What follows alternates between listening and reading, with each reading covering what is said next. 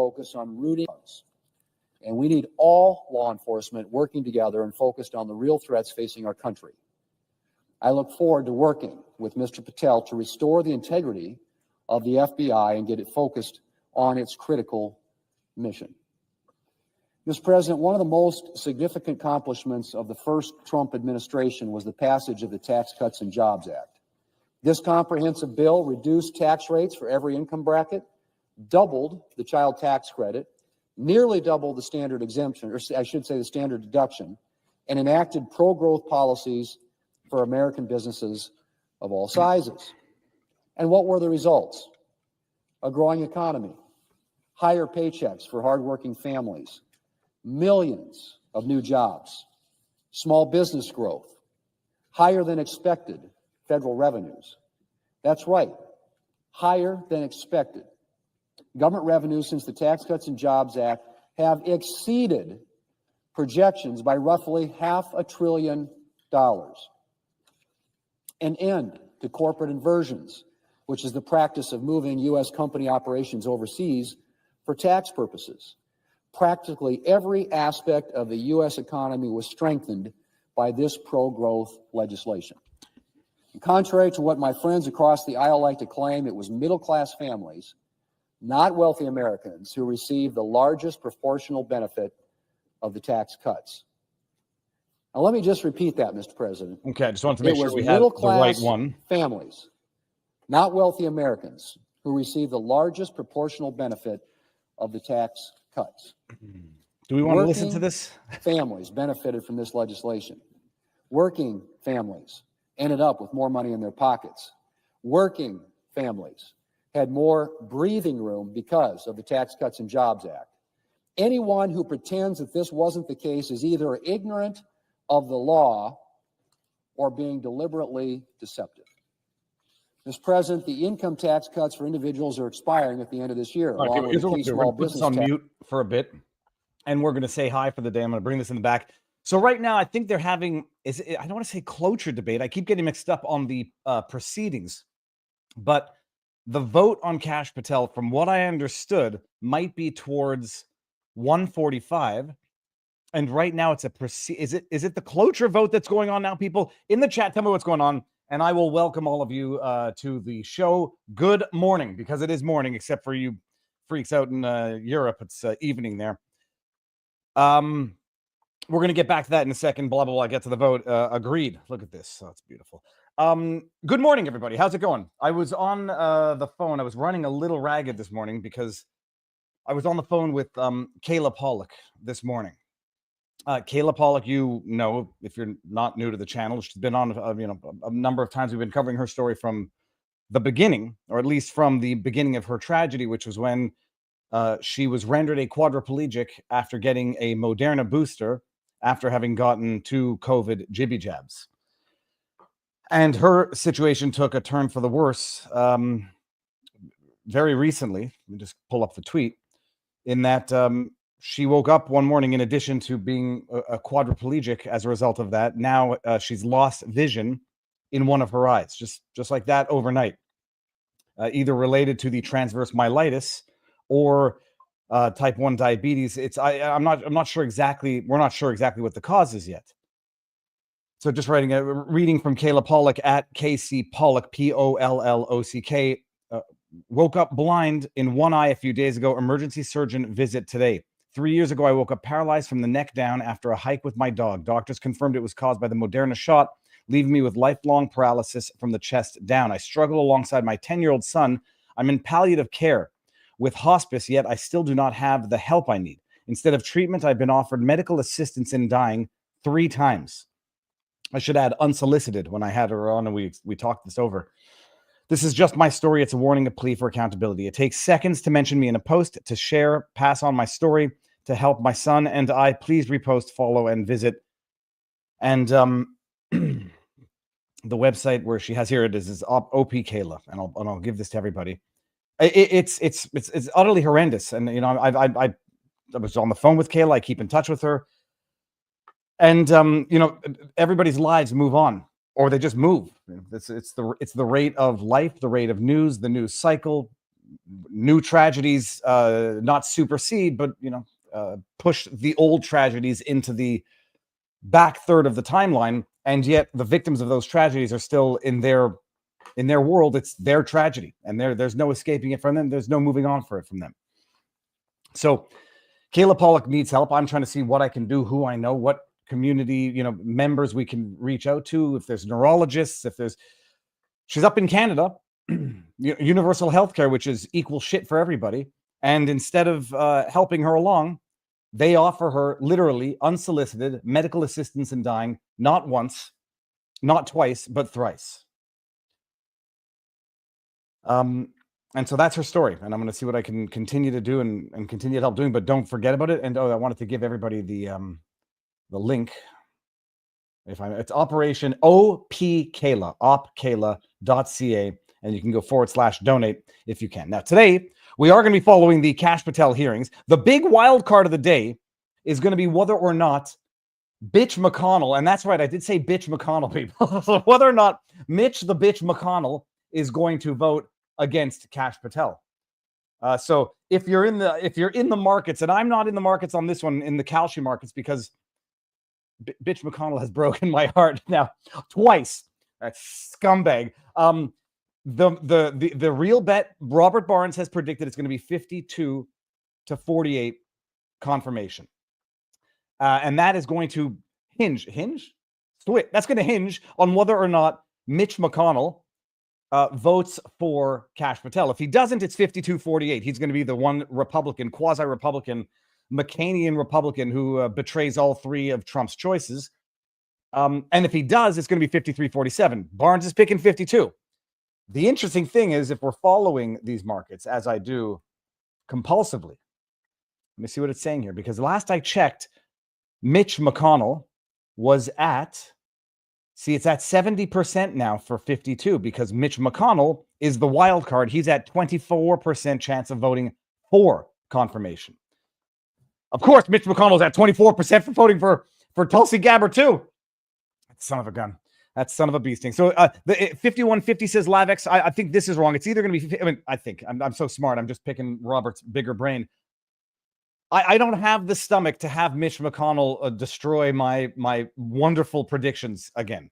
So 52-48 seems like the most likely, but if you are taking the odds, 53-47 is at 17%, and Mitch McConnell voting for Kash Patel is at 24%. All right. Now, what else was I trying to do here? That's right. I wanted to get to a couple of things here, because we do have a sponsor for today's show, and it's what I drank this morning as I'm driving my daughter to school, which is our daily routine. Get in the car, have my cup of coffee. I'm still having it in one of my former favorite cups from Canada, which I may have to soon retire for political reasons. But people, 1775 coffee, Rumble Partner, delicious coffee. This morning was the Peaberry. It wasn't the mushroom one. What's it called again? I forget what it's called, but we'll get to that anyhow. People, some companies stand for diversity quotas and ESG scores. 1775 stands for bold flavor, real quality, and the kind of work ethic that would get half of DC fired on day one. Of course, in Trump's world, you don't even have to fire them. They're going to take themselves out like the trash that they are. If your morning fuel should actually taste like coffee and not the liquid equivalent of Biden's economy, you're in the right place. Dark roast hits harder than a Trump tariff or the threat thereof. Medium roast will soothe your soul after you get your asses handed to you, after you boo the national anthem at a hockey game. By the way, tonight is going to be the big game. You might want to watch it. The medium roast, very little bitterness, and you have the Vitality Mushroom Blend, which fuels the fight with lion's mane, cordyceps, and reishi. Real energy, no synthetic garbage, straight from the beautiful mountains of Bolivia in the coffee case. Weak coffee is for the weak, and Rumble, we are not weak. We believe in the mission of free speech. No fillers, no shortcuts, backed by premium coffee, doesn't cut corners, doesn't water things down, doesn't settle for mediocrity. Go over to 1775coffee.com. Promo code VIVA gets you 15% off. Start your mornings with coffee that stands for something. And until April something or other, April 20th, I want to say, but don't hold me to it, you can continue to enter yourself raffle to win the Cybertruck. Here we go. Okay, so what are we doing now? Let's just, this is Gillibrand. I can talk over this. Gillibrand. Where's Kash Patel? Mr. Graham. In DC, I believe. Mr. Grassley. I'm rehydrating after my morning jog. Mr. Haggerty. Haggerty. Okay, is this for cloture? Ms. Hassan. Chat, let me ask you something. I think this Mr. Hawley. this is not for the vote itself, but just let me know. I'm going to go to Grok. Mr. Heinrich. Has to say, is the cash vote now? Mr. Hickenlooper. Hickenlooper. I think this is for cloture. I'm Mr. going to wait for Ono. the chat. Mr. Hoven. The Mr. vote is Husted. scheduled for February. Okay, I think this is for cloture. Oh, is this roll call? Mrs. Highsmith. Okay, so this is vote on cloture. Vote this afternoon. This is for cloture. Well, we're going to have to stay live until this Mr. afternoon. Johnson. We can do it.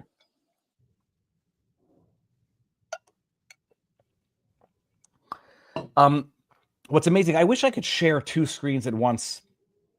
Even in StreamYard, you can't do that. I got to pull up. I'm going to pull up some fun tweets because I've been having a little bit of fun with people. So I don't really think we care to hear the roll call, but the cloture is going to be, what, 53-47 because Kane. Mitch, the bitch McConnell, is going to say, yeah, we can Mr. cloture Kelly. so that I can vote no to Trump's picks because, Mr. you know. Kennedy. Okay, let me see here. I'm going to pull up. Mr. Kim. I want to pull up a tweet from Mr. King. Mick Ms. Murphy. What's his Klobuchar. guy's name? Chris Murphy. Mr. Langford. Mr. Lee. Cloture, from what I understand, is when they Mr. Lujan. close the debate to proceed to the final vote. But I thought there Ms. was going to Lummis. be some votes so we could pick on some people being idiots. All right. So, yeah, Mr. Markey. cloture is a vote to end the debate, and then they open it up for the full Senate vote, which is for the Mr. confirmation Marshall. itself. Mr. McConnell. Is he there? Is he in? I don't want to make fun of him for being in a wheelchair with McCormick. a broken leg because he fell down again. But I don't even think term limits would have anything to do with that, but rather just Mr. competency Merkley. limits. Mrs. Moody. Mr. My coffee Malone. uses well water from 400 feet underground. That's good, actually. You avoid Mr. avoid Marino. adding fluoride into it. Mr. Mullen. All right, well, I'm gonna put this on mute. We'll come back to this in a bit. Ms. Murkowski. They're doing a roll call. This is not the final vote. I'm gonna keep coming back to it to see if they start debating. Let me see here in the private chat we got. Oh yeah, so Encryptus says this is for cloture. Encryptus is we got to find a name for we can't call him the Jamie, but Encryptus we might have to call him the Big Eye. Oh, the Big Eye. I for Encryptus. Encryptus is a member of our locals community who's basically now going to help me with the streams and pulling up information and bringing up screens, bringing down screens, and telling me if I'm missing something important because we're going to go to a tweet from. It's so amazing. I mean, the thing is this: maybe other people don't live on the internet the way I live on the internet. I appreciate that. It's probably not even a healthy relationship that I have with the internet, but tough noogies because I have it. Chris Murphy, one of the he looks like he's like let me see here. Chris Murphy. He looks like Daniel Goldman's brother, U.S. Senator from Connecticut. Chris Murphy put out one of his amazingly genius. Everything is life or death. Everything Trump does is going to be life or death, and we're going to get into how this works on the smooth brain former punter idiots of the world. Chris Murphy puts out a tweet. It says, Kash Patel should never be allowed inside the FBI. Can you imagine a dipshit? This is like, when I say like, even in battle, there's things that you can't say because they can't be unsaid. He is going to be inside the FBI. He's going to be the head of it, you jackass. And I would love for him to investigate you. But I guess this is sort of like his own separate insurance policy. By being such a vitriolic a-hole, if ever he gets investigated in the future, he's going to say, look, it's only because I went after Kash so hard. There's certain things he can't say. He's going to get in, and he's going to effectively be the boss of the FBI. Not effectively, be the boss of the FBI. He can't be allowed in the FBI. He is perhaps the most dangerous of all the Trump nominees. He shamelessly wants to turn the agency into Trump's loyal police, which this tells you exactly what the FBI has been turned into under Biden. Exactly. Know them by their accusations of others. I'm going to the Senate floor at 4 p.m. to raise the alarm for my Republican colleagues. See, this was tweeted yesterday. If we're not waiting until 4 p.m. This was, okay, so this was yesterday. So he was going to do this yesterday. And the amazing thing is, I don't follow Chris Murphy. I just see him because he comes up on my timeline because Elon Musk likes to drive me crazy by putting stuff that doesn't trigger me, but that engages me. I know this idiot. He's used the word most dangerous a great many times. I went to the Senate floor today. Oh, yeah, here we go. This is from January 15. I went to the Senate floor today to talk about the Republican plan to quickly pass another massive tax cut for the wealthy. Oh, a tax cut. It's the most dangerous plan. Paid by cutting the services for seniors on Medicaid and kids on Medicaid. Maybe the cruelest, most dangerous plan they've ever had. But wait, there's more. He loves the word most dangerous. It's the last day of the Republican National Convention. This is from July of this year. And I want to talk to you about the most urgent part of Trump's platform, his not secret plan to convert our democracy into a Trump family-run autocracy. I think there's a couple more here. Yeah, that's right. This is the most dangerous argument because it's from 2022. Because the whole point is that we are accountable to the most dangerous. FBI, if the FBI can raid a U.S. president, imagine what they can do to you. This is the most dangerous argument because the whole point is that we are all accountable to the laws, the most powerful and the So what are you scared about the FBI for, biatch? Well, because it's not going to be the laws anymore. It's going to be Trump's personal FBI. Trump's withdrawal from the JCPOA. What is that? Oh, the Joint Committee on, I don't know. I'll have to look that up in a second, although I'm sure Encryptus is in the back already going to point out what JCPOA stands for. A decision opposed by his Secretary of State and Secretary of Defense will go down as one of the dumbest, most dangerous foreign policy decisions of the last 50 years. He's an idiot. And I made a joke. It's like, sorry, dumb mum, you've overplayed your Uno's most dangerous card one too many times. Yeah. Oh, I should have made sure that we are live on all cross platforms. We got Bill Brown over in our locals community. He says, a joint committee, you say? And I'm not bringing the picture up because that'll get me in trouble on YouTube, but it's a picture of a joint. Bill Brown is in a place where marijuana is heavily legal, so to speak. Yeah, so everything, RFK Jr. is the most dangerous because of the vaccine lies. Tulsi Gabbard is the most dangerous because she's a Syrian puppet. The Joint Comprehensive Plan of Action from Wikipedia describes it as the Joint Comprehensive Plan of Action. I actually kind of love this system now, Encryptus. This allows all of us to get wicked smart in real time. The Joint Comprehensive Plan, I thought it was like the Jewish Committee for People of Original Ascension. Let's see what it actually stands for. It's the Iran nuclear deal, Iran deal. Is an agreement to limit the Iranian nuclear program in return for sanctions, relief, and other provisions. Yeah, pulling out of that's the most dangerous thing ever. Tulsi Gabbard, most dangerous woman ever. RFK Jr., most dangerous person ever. Everyone's dangerous. Everyone's dangerous except for these idiots.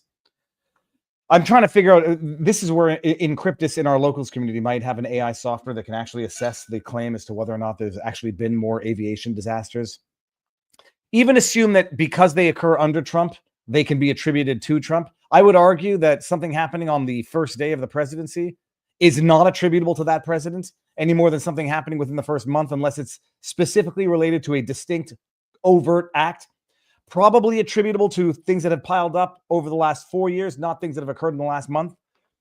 I asked Grok for a breakdown. That doesn't really seem that there's been prorated many more or even more aviation incidents under Trump than under Biden. But my goodness, the Democrats, they're weaponizing everything aviation incident related to Trump's alleged discussion about cutting the FAA in the same way that anything that happens with the environment, they weaponize to blame climate crisis. Anything that happens with a gun, they weaponize to go after Second Amendment rights. Anything that happens that ostensibly has a race person involved in it, they use to weaponize against the claims that white nationalism is the greatest threat to America.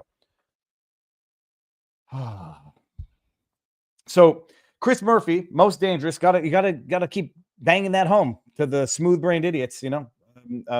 Brainwashing doesn't happen overnight. But it works. I'll take a sip from my vitamin C water as we watch this clip. The brainwashing works because it's a time-tested and true technique to get people who are susceptible to brainwashing to get brainwashed to become the useful idiots that you need them to be to promote your ideology through violent, non-violent, and violent means if necessary. Here's former punter. What was his name? Ex-NFL punter Chris Cluey, who oddly enough has no cluey. Okay. I come across funny news and I said, this is one I have to go find the original video. I have to watch the original video. I have to clip the original video, and I've got to share the original video. Listen to Chris Cluey. All of his infinite wisdom. He's been listening to the likes of Chris Murphy. Hi, my name's Chris Cluey, 15-year HB resident. I'm here to speak out against both the plaque and the current city council. Sorry, HB Huntington Beach. And they're speaking out against a plaque that was going to say outside the library, magnificent, adventurous, galvanizing, awesome, something along those lines, MAGA, M-A-G-A. And this man, it's going to make him turn into that lady, falling down on his hands and knees and screaming to the sky. There, I'll shut my mouth. Now that's the context. As the community made clear at the Library Commission meeting last Tuesday, everyone is in favor of a plaque to celebrate the library, but the vast majority are against including a MAGA acrostic. Okay. Unfortunately, it's clear that this council does not listen. So instead, I'm going to take my time to say what MAGA has stood for these past 3 weeks. MAGA stands for trying to erase trans people from existence. MAGA stands for resegregation and racism. MAGA stands for censorship and book bans. MAGA stands for firing air traffic controllers while planes are crashing. MAGA stands for firing the people overseeing our nuclear arsenal. MAGA stands for firing military veterans and those serving them at the VA, including canceling research on veteran suicide. MAGA stands for cutting funds to education, including for disabled children. MAGA is profoundly corrupt, unmistakably anti-democracy, and most importantly, MAGA is explicitly a Nazi movement. Explicitly. They have replaced a swastika with a red hat. That is what it is. I will now engage in the time-honored American tradition of peaceful civil disobedience. It's a little aggressive. Get the heck. It's a little aggressive. Get out.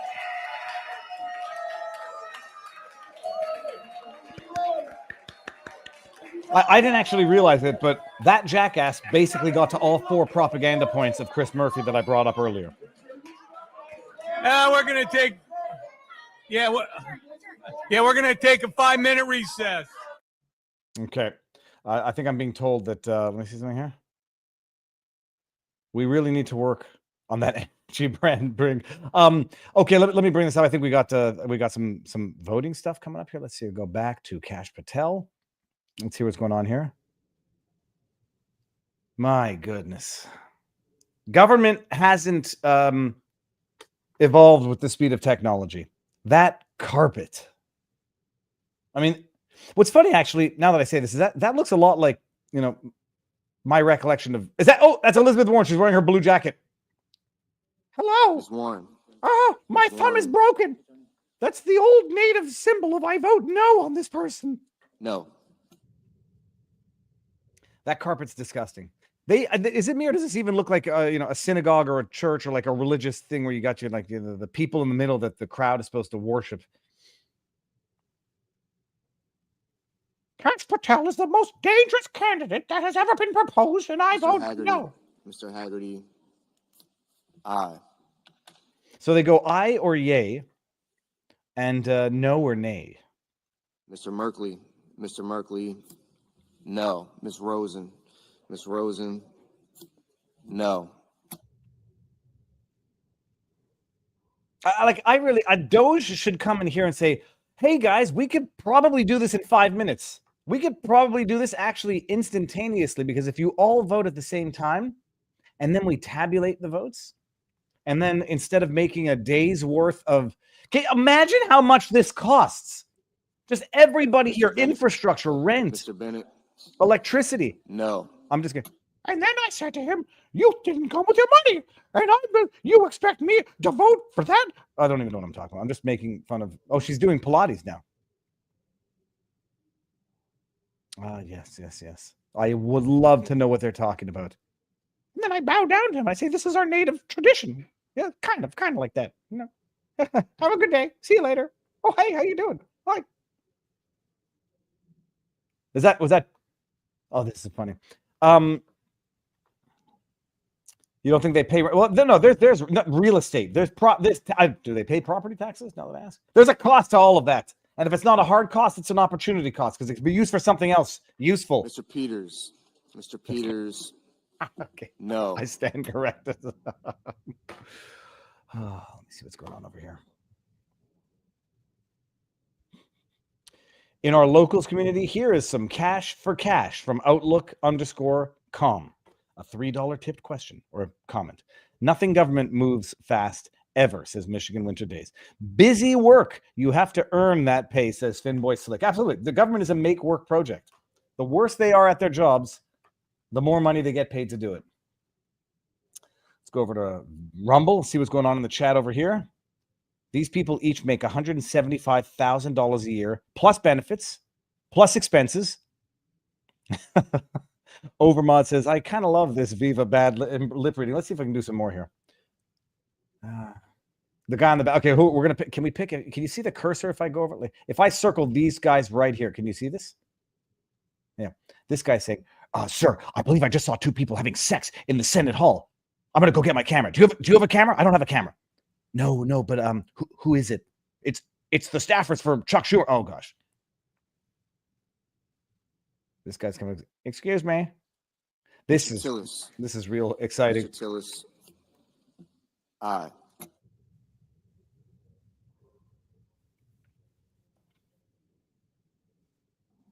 Plus millions in kickbacks. Plus exponential in terms of good investments that you can have.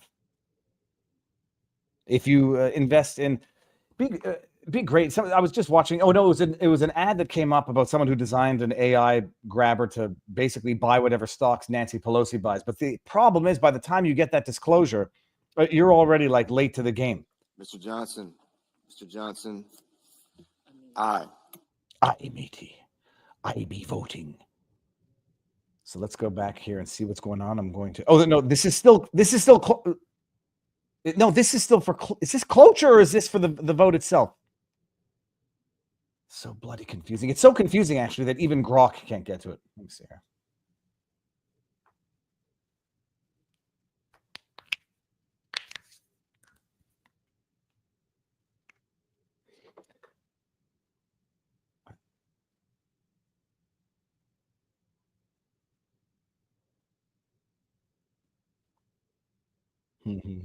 Okay, you know what? I'll bring some fun stuff up while we're waiting for things to actually get somewhere.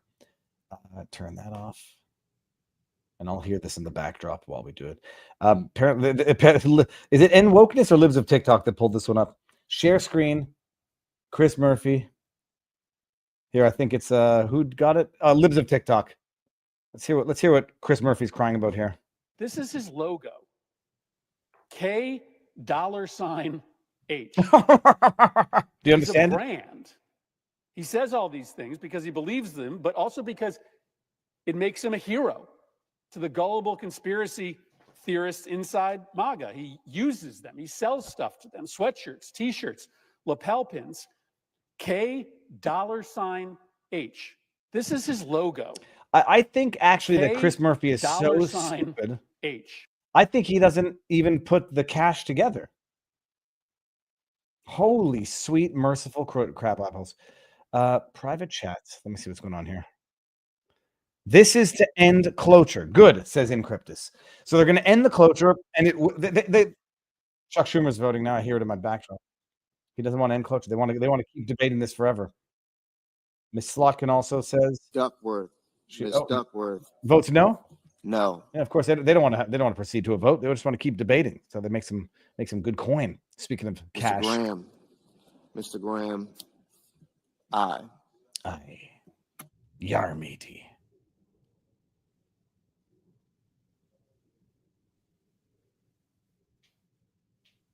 Can you imagine the amount of people currently being employed by this process? Let's count. 1, Mr. Young. 2, 3, 4. Mr. Young. Let's go here. Aye. 1, 2, 3, 4, 5, 6, 7, 8, 9, 10. Plus all of the senators who are going to vote on this, 100. Ms. Collins. Down. Ms. Collins. She can't even be bothered No. to come up to the counter to do it. Just here, thumbs down. Let me get back to talking here. What do you possibly think they're talking about? What's this guy doing? He's doing like a gangster back roll, and now he's going to flip out his finger and it's up or down? Nope, he's just going to talk. Well, anyway, so this is going to go on for a while. They're going to get the cloture, then they're going to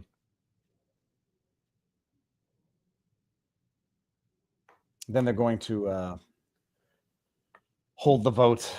It'll be a little later, but I think there's scheduled to be some form of last dying squeal of protest about how dangerous it's going to be if Kash Patel makes it in, but we'll get there in a second. Oh, here are the star ones. I want to bring these up. You don't like the grammar school desks. No, it's so I mean, then again, it's antiquated, but then if they went in and overhauled it, I'd be saying, why are they wasting money overhauling their already ridiculously opulent building? So I can appreciate that it's a lose-lose for them, because I hate Mr. Rish. this big government. Mr. Rish. Aye. Just exists to waste your money. Free men die free.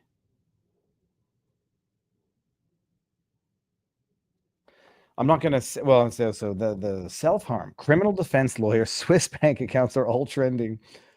Mr. Warner. Oh, man. Mr. Warner. Give me 30 seconds. No.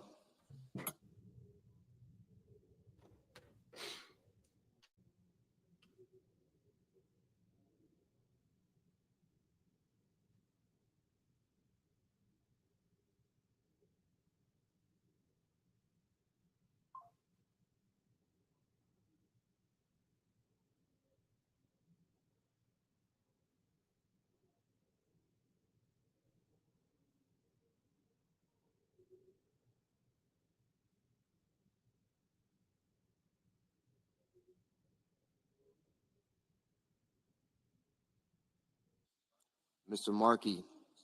Mr. Markey. No. All righty. Anything good happen? Actually, let me send a link out and see if I can get Jake Lang to come in here and explain why they seem to have gotten kicked out. Some of the Jan 6'ers got kicked out of CPAC, and I want to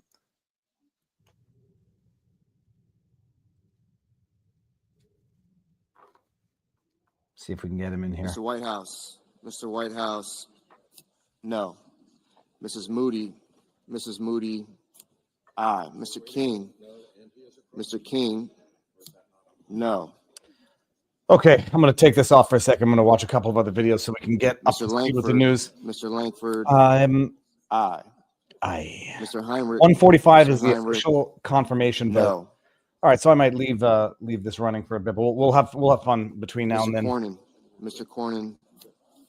Aye. Mrs. Britt. Okay, I'm going to put this on mute. We're going to go watch some other stuff. Aye. Aye. All right, so they're going to get cloture, and then I think there's going to be some speeches to watch. So until that happens, let's talk about some other stuff. All right, Kayla Pollock, if you can help her. If you can't, please share her story. I mean, the thing is, get somebody. I've reasonably big platform, reasonably big bullhorn, reasonably big mouth, and reasonably obsessive. Oh, there she is, right there. Look at this. I got Kayla in the back. Kayla, are you ready to come in? I can't hear you. Okay, thumbs up. This is Kayla Pollock. She's in a vehicle. Hey, Kayla, how goes the battle? we're 2 minutes late for our appointment, but that's not a big deal. They run Okay. late on us all the time. Well, you're 2 minutes late, assuming they're going to be on time, which they And will no, not I'm be. not. I'm not assuming that at all. Not even close. No. So say hello to the world. I mean, we haven't seen you in a while, and I gave the update as to what's going on. So you in addition to everything that's been going on, you wake up and it's darkness on which eye? Left, which Okay. is usually my good side. And just like that. Well, at first I thought I had the first day I thought I had like an eyelash stuck in my eye, and then it was you kind of link and try to figure it out, and nothing happened, and then it's gone out, and I tried really not I tried trying to find emergency eye appointments, and it's Canada, and I didn't really want to tell anybody, even my I didn't tell anybody, friends, family, that it was happening. My son doesn't even know, because I was in the process of trying to get an eye appointment. I did say that I needed to have my eyes checked if it's urgent, but I didn't give the full scope because I didn't want to scare people. But it's not good. I mean, you can't just fix that. And the situation in general, you've been trying to raise funds to get a vehicle. Were you able ultimately to get a wheelchair friendly compatible vehicle? No, the situation currently is that I've been trying to raise funds in order to basically most of it is to get physiotherapy, and also just like private personal support care. There's times where I have something like an urgent matter where, let's say my foot falls off my wheelchair and it's underneath the wheel, I can't move or go anywhere. And or you could have an accident with your catheter or something like that, and you need somebody to come and help you, or I can't get in and out of my own bed and all that. And there's times where there's just urgent situations, and it's like it's $40 an hour, and you need to have somebody that's on staff for that, and you can do that, but you have to go through an agency, and we don't like to have them on, like, when you need them you have to pay out of your pocket in Canada, because we do not have that type of health care. Let me. Some people in the chat are relatively new to the channel, don't know who you are. I'll give the 1 minute breakdown. Yeah. It was a breakdown at the beginning of the show. This is Kayla Pollock up in Ontario, rendered a quadriplegic after the Moderna booster after 2 Pfizer shots, and which always struck me as wildly unscientific, because even back in the day when they're like, go get your shots, oh, you can mix and match, because apparently we did the science to test on that. Yeah. Rendered a quadriplegic. You have a now 12-year-old son. He's 10. Yeah, 10. And when you first went to the hospital, there's a whole report on the Canadian Standard that did it, correct? The Canadian Independent. Yeah. Canadian Independent. It's at www.opkayla.ca, which is my username, display name right there. And when you first went to the hospital, one doctor's telling you it's in your head. The other doctor whispers into your ear. I've seen this before, and it's related to the jab. Yeah. And then that's it. It's like it's transverse myelitis, which is basically your body attacks its own endings. Immune system. And then it caused a massive lesion in my spine that was 5 centimeters long by 1 centimeter wide. So it took up my entire spinal column, cut off all the vital places, and I woke up paralyzed from the neck down after hiking on Family Day weekend. So February 22nd will be my 3-year anniversary of this happening, coming up in a couple days. It's very dramatic and very it's not a good thing to have those anniversaries, and another year's gone by and it hasn't gotten better. People like, oh, it'll get out of your system, it'll get better. No.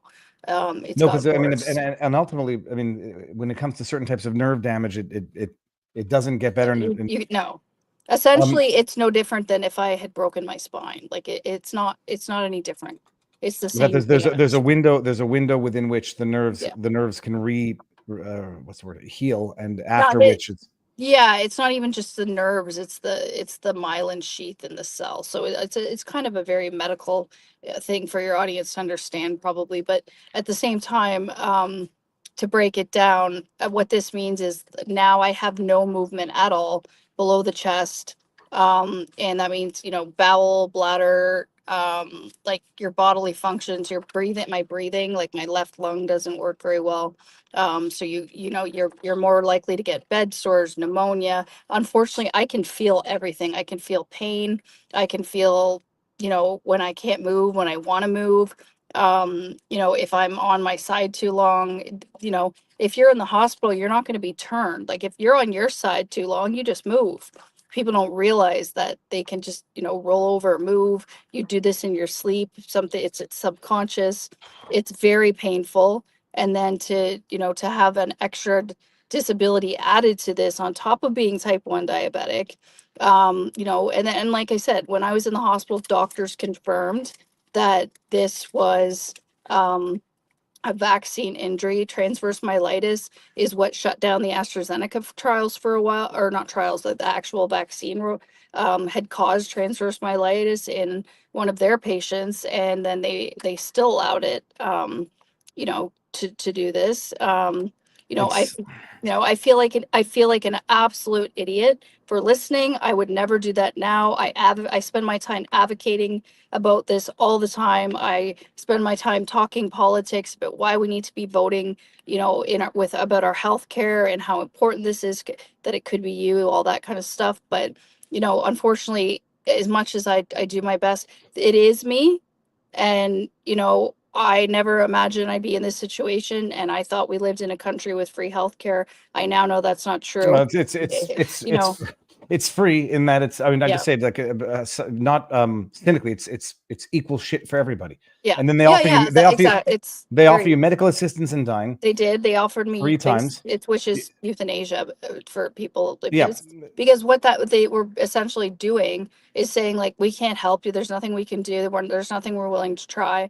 You're better off dead. And I think they didn't say you're better off dead, but that's the implication. And No, they certainly say it's cheaper for them for you to be dead it's because absolutely cheaper. Absolutely, 100%. And I definitely considered it. And I'd be lying if I said that, things like this don't make me consider it more. I do have a son. He was 7 years old at the time of this happening. I was a 35-year-old single mom.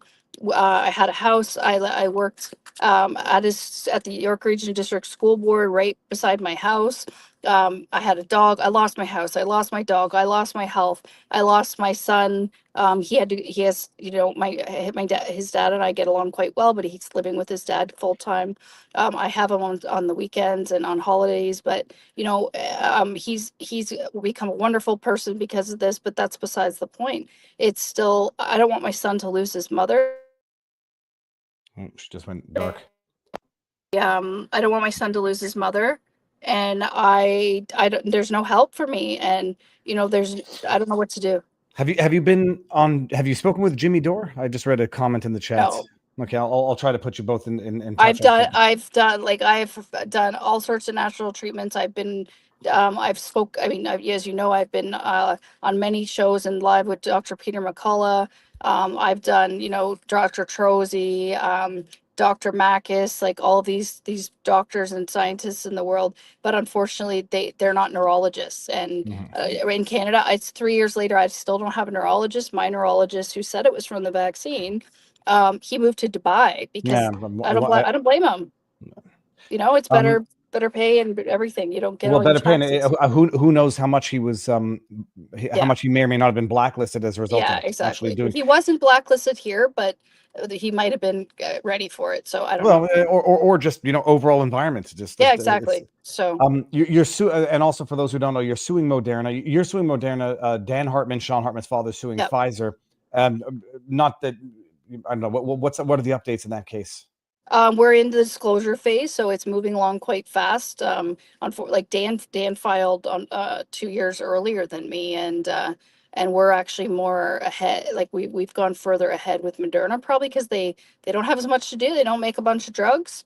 They don't know what they're doing, but as far as that goes, obviously this is like the first thing they've ever released, and so they have, I guess they have more time to get back to me. Pfizer's got however many hundreds and thousands of drugs, so that's kind of the update. I do have to run to my appointment. Okay, go, and but I will update you later as to what the eye surgeon says. opkayla.ca. OP Oscar Papa Kayla KAYLA.ca.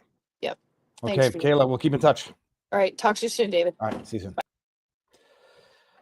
So that's it. It's for the vote. I mean, I'm sorry, but we're doing two things at once here, but we don't need to watch the cloture vote. It's going to get there, but it's 45-41. That's Kayla.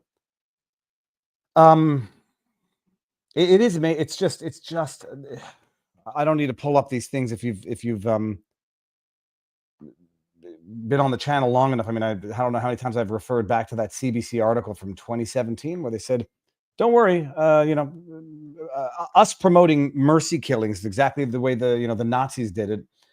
Start with, we will injure you through our medical care, in quotes. We won't be able to treat you as a result of our shitty care, and we're going to promote euthanasia massively. And don't worry, it's not going to cost you guys anymore, you taxpayers. It's going to actually save you some money, because if we take out the useless eaters, the useless medical requirement members of our society, it'll save you money in what is already a dilapidated, broken down, wasted, overwhelmed, shitty healthcare system. And I don't care what the American system is not perfect by any means. The Canadian system is broken, period. Anybody saying it's free healthcare, oh, we love that, go to Canada. There's a reason why people in Canada come down to, those who can afford it, come to the States, because the system is bloody broken in Canada, period. Did I ever tell you how many people over here? Let's say deaths in ER Canada. What do they say? Something like 45,000. Yeah, look at this. 15,000 people. I'm gonna bring this up here. Present. This is from the National Post. When is this? July 2024.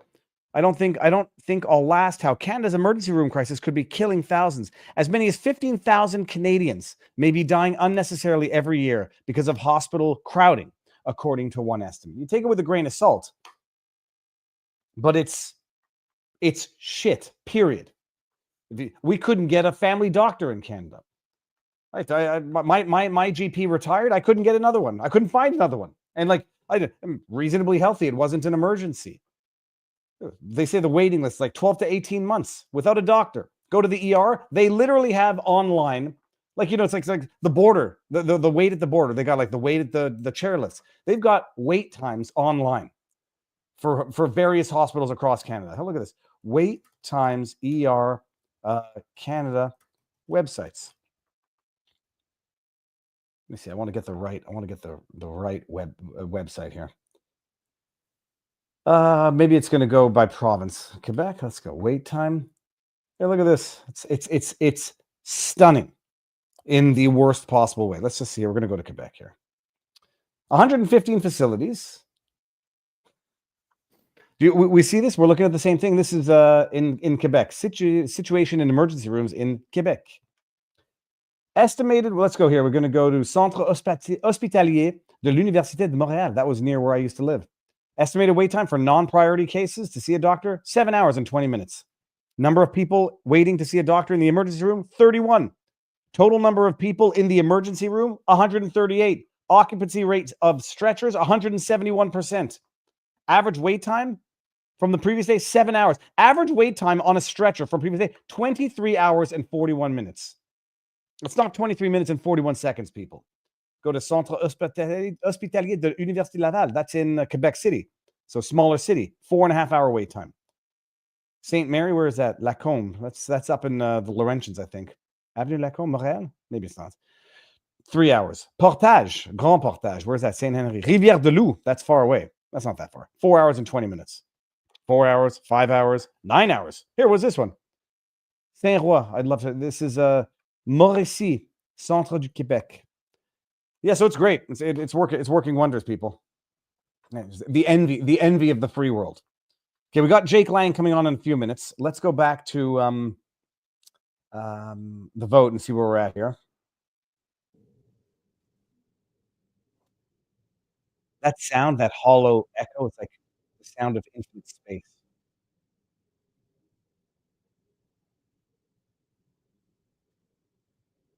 Do we have an update? Let me go see what the update is here. Oh lordy. So share Kayla's story. I'll try to put her in touch with Jimmy Dore. Mr. Hoven, aye. So Encryptus has given me the link to the Senate thingy thing. I'm on it, but I don't see where the real-time vote counter is. Plus play, is it up here? Oh, there we go. This one's got the oh, well, hold on. Let's just bring this up here.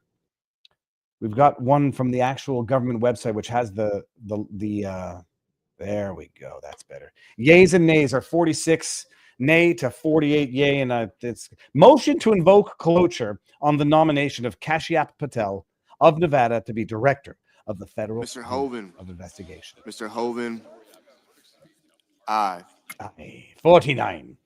We are but one away. Is it? It's got to be. It's. There you go. Do we clap or no clap? Or does it have to hit 51? 51 is the goal. Yar.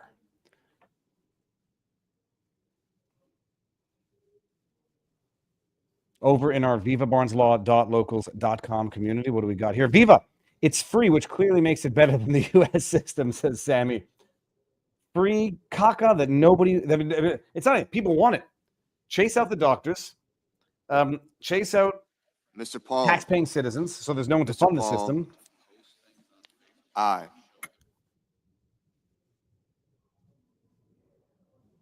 I didn't realize I was hearing two systems. So that was over on our vivabarneslaw.locals.com community. I thought the cloture vote happened on Tuesday. It's very confusing. I did too as well, Lizzer. I thought today, like they're doing the cloture this morning and then voting the full Senate in 2 hours. It didn't make sense to me.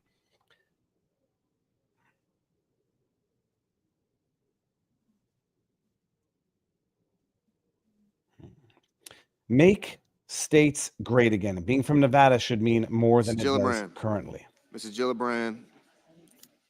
Mighty No. Piss says, I have a meeting in 10 minutes. Well, you might get back for the actual vote in time, but in between them, we're going to cover some stories, and Jake Lang is coming in to tell us about what happened at CPAC yesterday, because there's a video which we'll watch in a few seconds. Where's Vance to preside and break a tie? I don't know where Vance is today, but it doesn't look like there's going to be the need for it.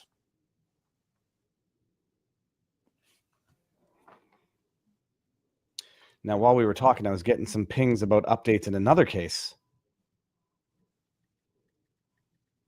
which was the Canadian ostrich case. Let me see what's going on with that. It's endless stories of government abuse. Good morning. Okay, okay, that was just, I got to add some links. Absolutely, comma, will do ASAP, period. Live now, smiley face. Come on, one more. Let's do it. What? I don't understand why it's like this. Sit your asses down. Do your votes, yay or nay. You're done in 15 minutes. What are you walking around meandering like there's more important things to do? The hell is this? Please explain cloture. It's to, as far as I understand, I'll Google it to make sure. It's to end the debate on the candidate and then to proceed to a final Senate vote. Let me see if that's right. Not that I'm preparing for a citizenship exam, but if I do, what is cloture in government? In the context of government, cloture, sometimes clôture, parce que ça vient du mot français, to close, is a parliamentary procedure used to end debate on a matter and bring it to a vote. Yes. Yeah, clôture. Well, Mr. McConnell. In French. Mr. McConnell. Aye. Ah, there we got it. Yar, we get to the vote, yes. Clôture in French means fencing, literally, actually, to enclose something. So, j'aime bien la manière dont je parle français. Je peux trouver. Invoquer. Invoque, ça vient du mot français. Invoquer, to invoke. Clôture. Nevada is not a word in the French. Okay, so we got it. That's it. They're going to go to the vote now. It's going to be one. It's scheduled for 1:45, but I think what happens after this is another form of debate. We have 51 yeas, 47 nays. They're going to have like their final cries of a little baby. Clerk will report the nomination. Yes, sir. Do it. Nomination. Who wasn't there? Department Someone of wasn't there from Justice, Democrats. Someone wasn't there from Kash Patel of Republicans. Nevada to be director of the Federal Bureau of Investigation. The female body investigator. Bada bing, bada boom. That's from. Is that from the other guys? I think that's Senator it. from Kentucky. Now I've never we're- liked now we're gonna listen. calling too much attention to today's date, February 20th. But I figured my birthday would be as good a day as any to share with our colleagues a decision I made last year. During my time in the Senate, I've only really answered to two constituencies: the Republican Conference and the people of Kentucky.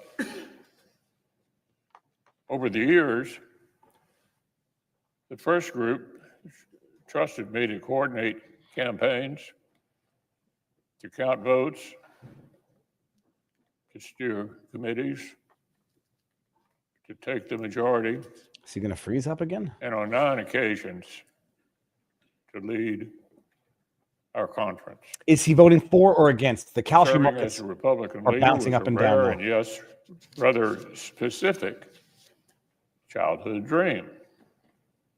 And just about a year ago, I thanked my colleagues for their confidence, which allowed me to fulfill it. What the hell is he talking about?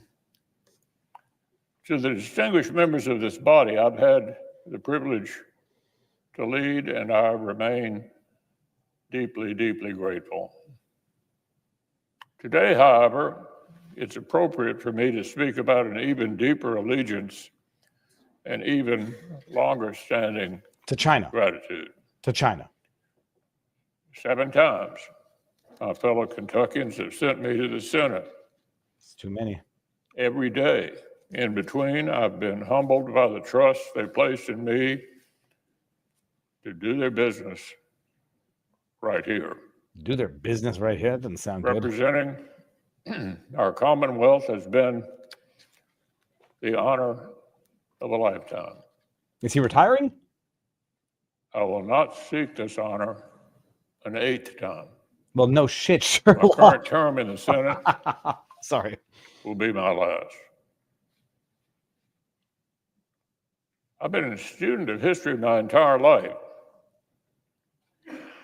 I can't remember the last time I didn't have a stack of biographies or political memoirs on my nightstand. And I know well how tempting it can be to read history with a sense of determinism.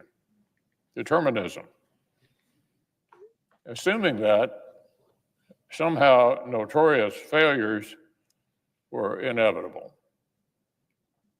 that crowning triumphs were predestined.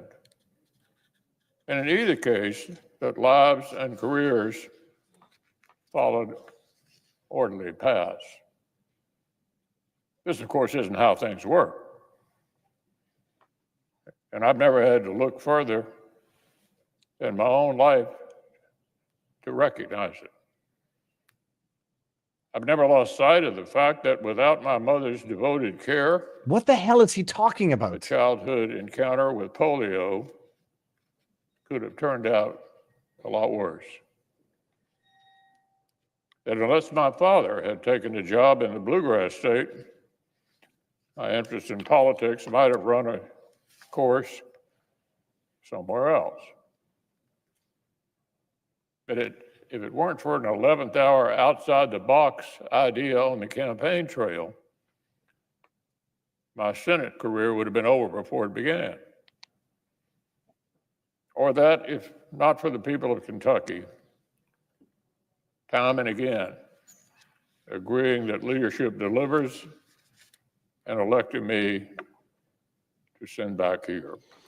Okay, It would have been someone else from somewhere else taking that seat at the table where I've had a chance to work, strategize, fight, and win.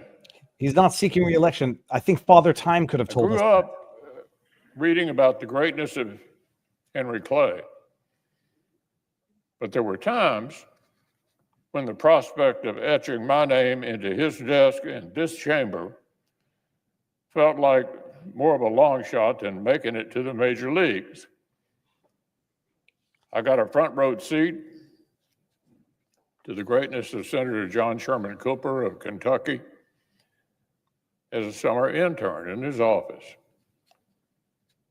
But at so many moments in my early career, the idea of following in his footsteps felt more distant than the moon. So the only appropriate thing to take away today,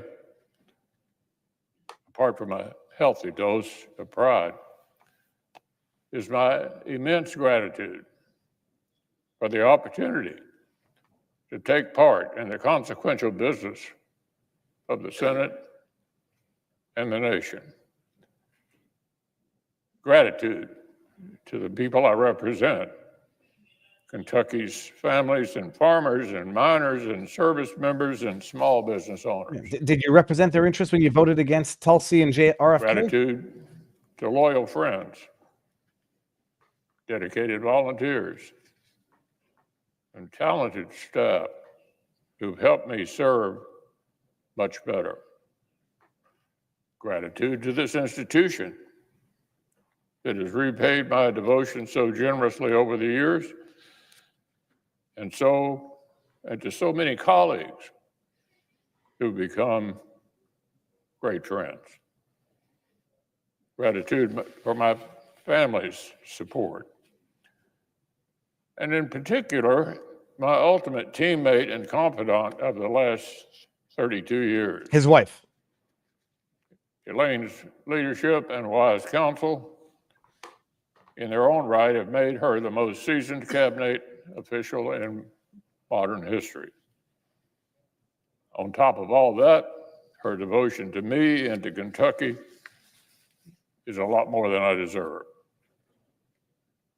When I arrived at this chamber, I wasn't coming with a governor's statewide executive experience or a House member's appreciation for Washington dynamics. I knew my hometown of Louisville, and I'd spent the previous few years working hard to learn what mattered to folks all across the rest of the Commonwealth. And yet, within weeks of swearing the oath, sure enough, I was here on the floor talking with colleagues from other far-flung corners of the country, discussing solutions to a farm income crisis and infrastructure challenge that affected different states in the same way. Holy I crap. learned quickly that delivering for Kentucky meant finding the ways the Commonwealth's challenges were actually tied to national debates. He's worth $34 million Seeing to it in that 2018. major agriculture legislation remembered Kentucky farmers and particularly included when they needed extraordinary assistance, like the tobacco buyout. Making sure that nationwide steps on transportation infrastructure included resources for modernizing the Brent Spence Bridge, which supports billions of dollars in economic activity in Kentucky and the surrounding region. Well, it's from And his with the family, trust family inheritance from his of wife. local community, finishing the task first assigned by President Reagan, the safe destruction of America's legacy chemical weapons at the Bluegrass Army Depot. So efforts like these have spanned the length of my Senate career. And I've been humbled each and every opportunity to help Kentucky punch above its weight. Of course, the Senate has to grapple with foundational questions that reach even more broadly across American life and either further into posterity. We're trusted on behalf of the American people to participate in the appointment of the federal judiciary, to be the final check on the assembly of power in the courts beyond the reach of representative politics, and to ensure that the men and women who preside over them profess authentic devotion to the rule of law above all else. Which way is he going, people? When members of this body ignore, discount, or pervert this fundamental duty, Yeah, duty. they do so not just at the peril of the Senate, At the peril of the but country. of the whole nation. Yeah, there you go. Got your speech better The than weight you of did. our power to advise and consent has never been lost on me. And I've been honored to perform my role in confirming judges who understand their role. Is he? I can't tell if he's going no or On this yes floor, here. there's no place to hide from the obligations of Article 1, the Senate's unique relationship with Article 3, or our role in equipping the powers of Article 2. Here, every debate over agriculture or infrastructure or education or taxes is downstream of the obligations of national security. Every question of policy here at home is contingent on our duty to provide for the common defense. One of the first times I spoke at length on this floor as a freshman, I was compelled to join the debate over strengthening the deterrence of America's nuclear triad. Whether to expand the U.S. military's hard target nuclear capability was an interesting question to pose to someone whose most recent job had been running a county government. But there, of course, was the founder's brilliance at work.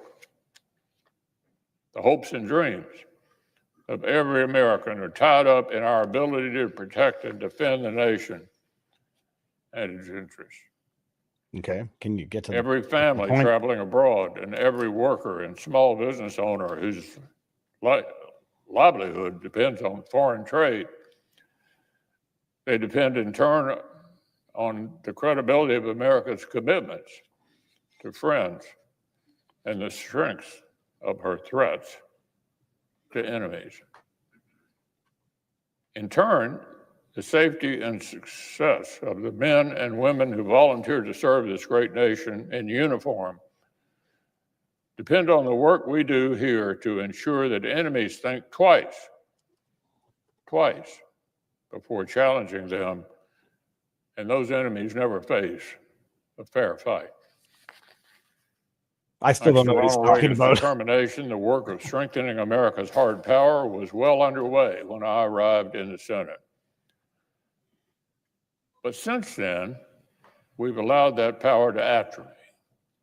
And today, a dangerous world threatens to outpace the work of rebuilding it.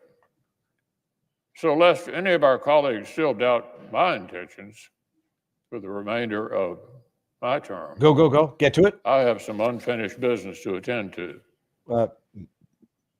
In our work, most of us in this body develop an appreciation for the Senate itself, its written rules, its collegial norms, its pace of play.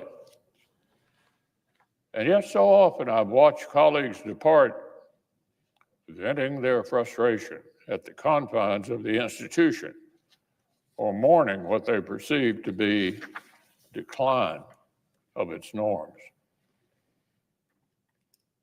Regardless of the political storms that may wash over this chamber during the time I have remaining, I assure our colleagues that I will depart with great hope for the endurance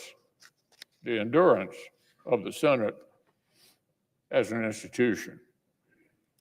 There are any number of reasons for pessimism, but the strength of the Senate is not one of them. All right, Grandpa, get to the point.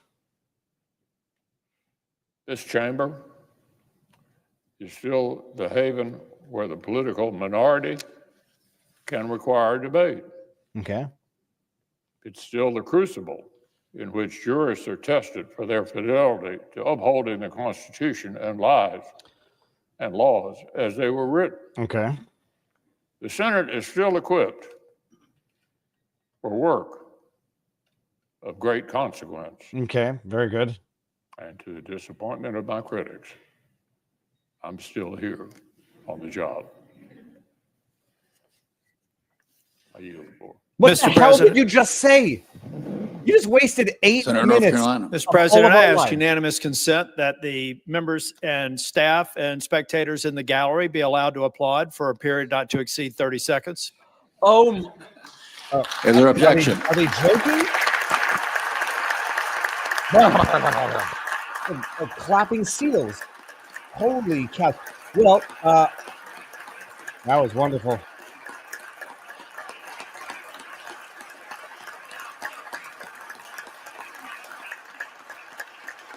By the way, we just witnessed someone waste 10 minutes of all of our lives. You multiply that by the 10,000 people that are watching. That's 10,000 minutes times 10. Hold on. Let me just do something. I'll keep this going in the background. In commemoration of Mitch McConnell's speech, I think we have to go straight to here. We can't bust heads like we used to, but we have our ways. Oh, you got it. One trick is to tell them stories that don't go anywhere. Like the time I caught the ferry over to Shelbyville, I needed a new heel for my shoe. So I decided to go to Morganville, This is Mitch McConnell. which is what they call Shelbyville in those days. Give me 2 So beans I for tied an onion to my belt, which was the style at the time. Now, to take the ferry cost a nickel. I And think in we get the those point, but days, I'm gonna play it now. nickels had pictures of bumblebees on them. Give me Give me 2 5 bees for a an quarter, onion. I you'd don't know. say.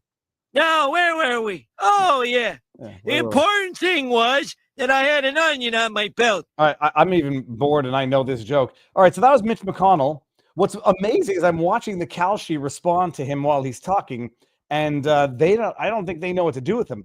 What happened with Lisa Murkowski that her odds have now dropped to 61 cents? Encryptus, if you're watching, let me know what if you. Well, we got another one coming up from Encryptus, which is equally applicable, but mine was funnier but longer, and then this one is just the epitome of classic. What you just said is one of the most insanely idiotic things I have ever heard. At no point in your rambling, incoherent response were you even close to anything that could be considered a rational thought. Everyone in this room is now dumber for having listened to I it. award you no points. God have mercy on your soul. How'd that happen? Oh, what happened? They cut the I award you no points out of that one? Whatever. Now I got to go find that video and close it here. So apparently Collins voted no on cloture, but Lisa Murkowski's stock just fell rapidly. She's now down to 55% as to whether she's going to vote yes on Kash Patel. So, all right, well, while we wait, I hear things in the backdrop, so I'll bring it back up when there's not just people walking around. Mitch McConnell. Oh, yeah, I wanted to bring up Mitch McConnell's wealth. It had to do with him marrying the fact that his wife is Chinese only has to do with whether or not he's a compromised asset. Oh, no, this is Lisa Murkowski. Why was she voting? I want to know why her odds dropped. If anybody knows that, let me know. Here we go. A cloture. Where was Mitch McConnell's? He's worth $35 million. It came from marrying his wife, Chow, who apparently is worth a lot of money. Oh, here we go. I got it. Look at this. This is wild. Mitch McConnell. Yeah, hold on. Bring this up here. This one or this one? I think it's this one. Mitch McConnell, the long-serving U.S. Senator from Kentucky, has an estimated net worth of around $35 million as of recent years. His wealth stems from a combination of Senate salary, strategic investments, insider trading, bitches, that's what it means, and most significantly, family inheritance tied to his wife, with which he can make some significant strategic investments, aka insider trading with inherited money. Mother effer, life is good for the rich. Elaine Chow. Here's a breakdown. Senate salary makes $174,000, rising to $193,000, yada, yada, yada. Over his 40-year career, the salary alone would have amounted to $7 to $8 million before taxes. While this is a substantial income, it doesn't account for his full wealth, as public servants' service salaries are modest compared to private sector earnings. Okay, very interesting. The most significant boost to McConnell's wealth came through his marriage to Elaine Chow in 1993, who served as U.S. Secretary of Labor under war criminal George W. Bush and Secretary of Transportation under Donald Trump.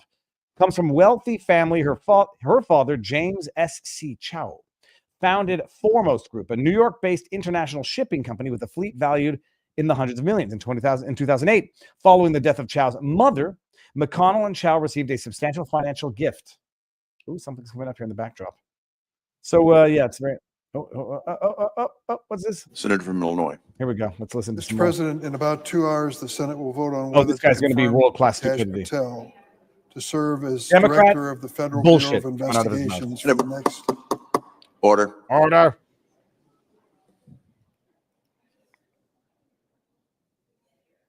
You will respect my serve as Director of the authority. Federal Bureau of Investigations for the next 10 years. 10 years, Mr. President. If Senate Republicans confirm Mr. Patel, I believe they will come to regret this vote. Yeah, thanks for the advice, jackass. Probably Live for sooner rather yourself. than later. I, for one, am convinced that Mr. Patel It's dangerous. has neither the experience, the judgment, nor the temperament to lead this amazing criminal investigative agency. It appears Do you not hear me It appears talking? my Senate Republican colleagues are ignoring the many red flags in Mr. Patel's record. The choir. Get to the choir. Probably because they fear retribution. Oh, yes, yes, yes. He's going to be a personal Mr. henchman. Musk. Let Mr. me be Musk. clear. This is not a partisan issue. Bullshit. It's a partisan issue. During my time in the Senate, I have voted for 4 FBI director nominations before this one. Each one was clearly a Republican, and I voted for them nevertheless. Historically, the Federal Bureau of Investigation has been apolitical. Until I Biden. oppose Mr. Patel because he is dangerously politically extreme. Extreme. He has repeatedly expressed his intention to use our nation's most important law enforcement agency to retaliate against his political enemies. Even before President Trump took office, Mr. Patel announced that he would force out FBI Director Chris Wray, who he nominated in his first term before firing the former FBI Director Jim Comey. The director is the only political appointment at the FBI.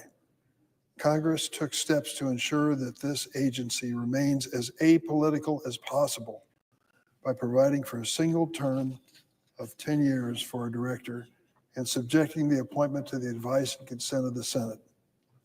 50 years ago, we made this reform. We may see it all fall to ashes today. But as we have seen for weeks now, the Trump administration purge of the FBI is a political exercise that is spread to service career officials. There's an association of FBI agents, and the 2 leaders of that association came to see me recently in my office to talk about this situation. Both of them are women. One is serving 17 years in the career job at the FBI, and the other 22.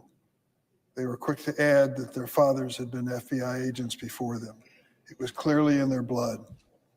They came to tell me about the situation at the FBI today because of this people are scared. transition, because of the prospect of Kash Patel. Oh, they think they get to dictate They their said own morale boss. has never been lower. Get out then. They've gone through many of them, gone through many presidential transitions, and have never seen anything like this. Tough shit. Get out. The declaration that is required now of FBI agents as to whether they were participating in the investigation of the January 6th rioters who assaulted this United States Capitol building. Let's be honest about what's going on here. Well, let's be honest. There's an effort to have Soviet-style historical revision. The Trump administration and the people that they're pushing into leadership have to basically pass a loyalty oath in terms of the outcome of the previous presidential election and what happened on January 6th. They're somehow asked to ignore the obvious that we see on videotape. Imagine over the and over again. entitlement of these The idiots. rioters assaulted this Capitol. Well, yeah, go back to So Jan's. dangerous that the Vice President of the United States sitting in your chair was physically removed by the Secret Service for fear that he was going to be hurt if he stayed Oh in that God, position. that's how serious it Those of was. us who are on the floor of the Senate on January 6th were asked to evacuate this chamber as quickly as possible. Oh, This was not simply a question of tourists getting out of line.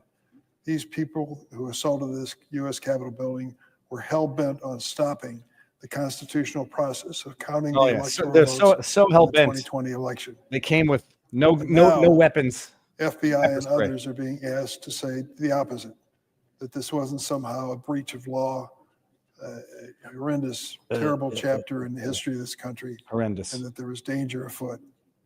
Because the president has given a sweeping pardon to the 1,600 who were prosecuted for trespass, seditious Maliciously conspiracy, prosecuted. the use of Constitutional firearms rights in the Capitol violated. and the like, we are supposed to somehow discount this as a significant moment in American history.